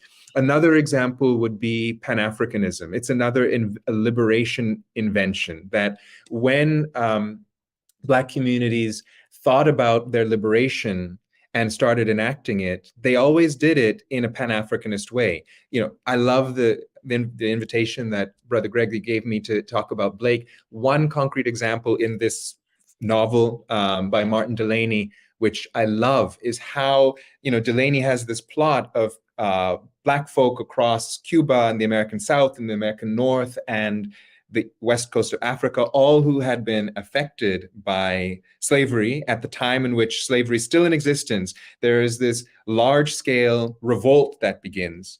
And all of these Black communities, they all reconverge to this new place called Africa, which is he in his imagination locates in Cuba. And he says they're creating a new world. This is Wakanda in a certain sense. And it's a real thing. Was a real and is a real project of the Pan-African power that we have in our diaspora. And I'll give you one more example, which is very salient. Here, I want to invoke another one of our great ancestors, Fannie Lou Hamer, and the Freedom Farms, and that movement to create on collective land, create collective benefit, through the pig farms, through the pig banks, and through the food banks, and through these collective modes of sharing the bounty of the earth. Fannie Lou Hamer was onto that. She was onto the ecological dimension of how do we address, the food deserts and the health deserts that our people still experience today. And again, the answer was grassroots mobilization. So I think that's really what I find so inspiring. The state is, it has its limits, and our people have long been involved. Think again Reconstruction and how important the pouring in of Black politicians into the government it continues today in important ways. So that's the top-down part of it. Right? How do we change the state and make its policies more just? Yes. But the bottom-up part of it is really where the inspiration is, which is our communities have not waited. We've just gone out and created these, transformed liberation spaces. And that's reparations too. That's part of the reparations discussion. That's part of our history. Absolutely. It's beautiful. Think about it. It's so funny. And by the way, we policy to raise Jacqueline Cookie Hamer Flakes, Fannie Lou Hamer and Pap Hamer's daughter, who recently made transition in March. It's so beautiful when you bring that up. And I love how you frame Martin Delaney as one of the parents of Afrofuturism. I mean, he's actually included in the exhibit now that's at the National Museum of African American History and Culture, and talking to Ronaldo Anderson, one of the authors of the companion volume. And so it always is like, okay, we read Frederick Douglass, sure, we read Harriet Jacobs, but Blake, it seems to me like Blake is the one that the children would love. This guy, Block, is no joke, man. So it's like you go watch Black Panther and then you got to read Blake, right? Because he's there. No, so I'm sure he's on that wave. Yeah. Taking notes. Go get Blake or the Huts of America, y'all. But you bring the book to a close, evoking something that now everybody knows about in the United States and around the world, increasingly, Juneteenth. You marry Ralph Ellison, which I'm sure if Ellison was here, he might be spinning it. Wait, you just married me to these Black nationalists? Anyway, but I thought about it, man. Last summer, of course, Juneteenth, now a federal holiday in the United States. The Juneteenth flag is red and blue with this white little star in the middle. But these American Negroes made it red, black, and green. You understand? Now, this is not supposed to have anything to do. Could you talk about how Juneteenth and those Emancipation days and this network of this kind of placemaking among African people is kind of representative of this liberatory spirit? And of course, you got Black Lives Matter in here, and in the previous volume, you see the connections, you evoked all that work. How are these things helping us not to wait on anything, but basically repair ourselves, personhood, as you talk about? Yes. I mean, what a great way to think about what our Juneteenth celebration, what any of our other emancipation celebrations. So here I'm thinking about also the August 1st Caribbean emancipation celebration, which are important to our people. What the spirit of the celebration is, it's not it's not really a celebration of the successful end of racial oppression and slavery. So it's not that kind of a celebration. But what it is what my dear sister and one of our great living thinkers, Black thinkers, Erna Broadbur, who lives in Jamaica, what she says, it's an opportunity for our people to come together and talk about our business. I love it's simple and clear language. That's what Juneteenth is about. Any emancipation celebration is about our people who know in our bones and our fibers the ongoing history, the ongoing effects and the unending experience of an unjust social system, for us to come together and to talk about what freedom is, what liberation really means, and what our plans are to make it more real tomorrow, right? Or to sustain also the place that we've gotten to, especially in terms of our consciousness, and and preserving preserving the freedom of our consciousness. That's what it's really about. What Erna Broadbent does, and this would be on July 31st, because it's in Jamaica, it's for their emancipation. What she does is every year she holds an emancipation play. And she has, it's in a village in Jamaica, and members of the village and some visitors, they all have a different role in the play.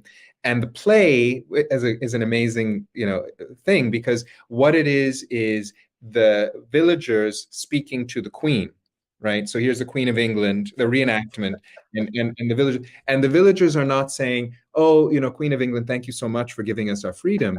The villagers are saying, "Well, what is this freedom that you're trying to give us? Why is it that the terms for this are that your planters are getting paid and we're not getting anything?" That reenactment is a way of reopening the question, right? Of what is justice, and has it been met? And if not, well, what's needed to meet it? It's a refresher.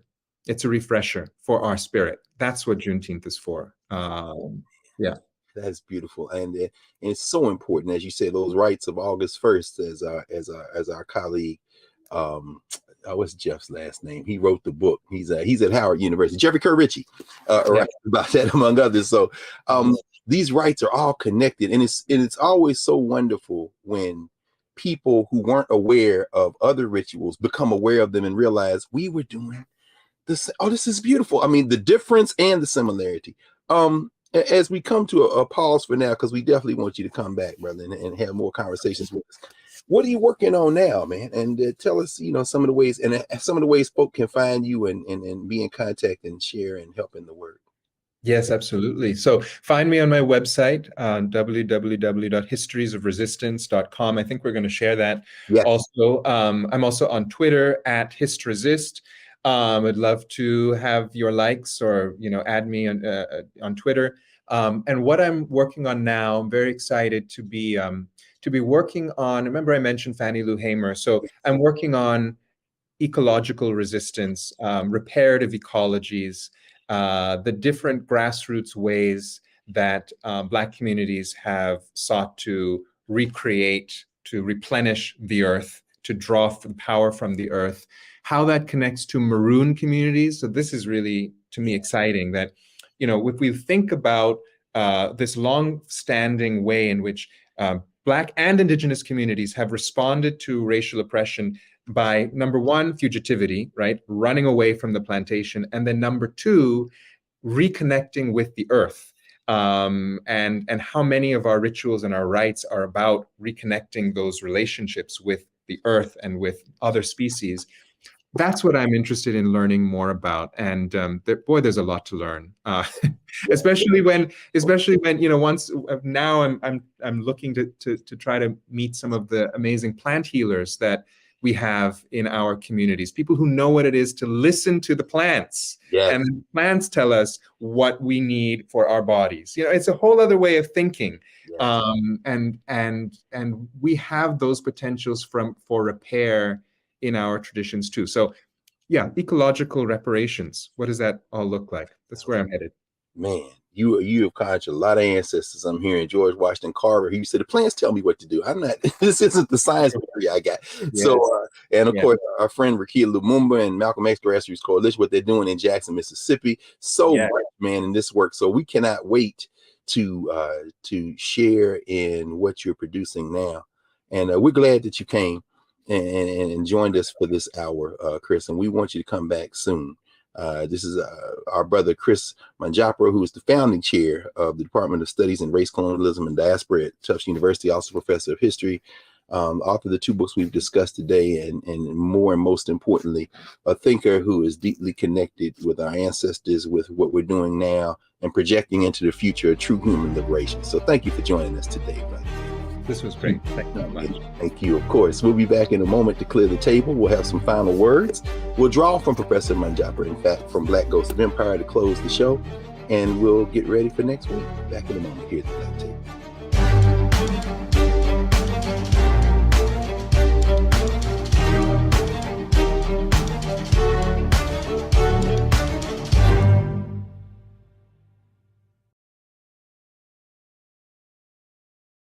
President Biden has delivered for Black America. More funding for Black entrepreneurs. Millions of new good-paying jobs. He's lowering the cost of medications and the cost of living. Joe Biden is delivering for us, and that's the facts. Hatred on the streets, a horrific scene, a white nationalist rally that descended into deadly violence. White people are losing their damn minds. An angry pro-Trump mob storms the U.S. Capitol. We're about to see the rise of what I call white minority resistance. We have seen white folks in this country who simply cannot tolerate black folks voting. I think what we're seeing is the inevitable result of violent denial. This is part of American history. Every time that people of color have made progress, whether real or symbolic, there has been what Carol Anderson at Emory University calls white rage as a backlash. This is the rise of the Proud Boys and the Boogaloo Boys. America, there's going to be more of this. Here's all the Proud Boys, guys. This country is getting increasingly racist in its behaviors and its attitudes because of the fear of white people. The fear that they're taking our jobs, they're taking our resources, they're taking our women. This is white fear.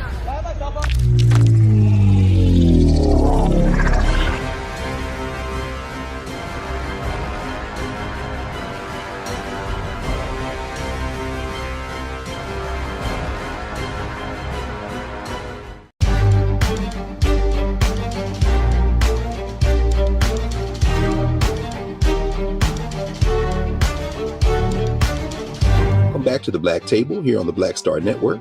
Remember to support the Black Star Network. This is independent journalism, Black owned and created. Roland Martin, the curator of the Black Star Network, himself from Houston, the son of Juneteenth.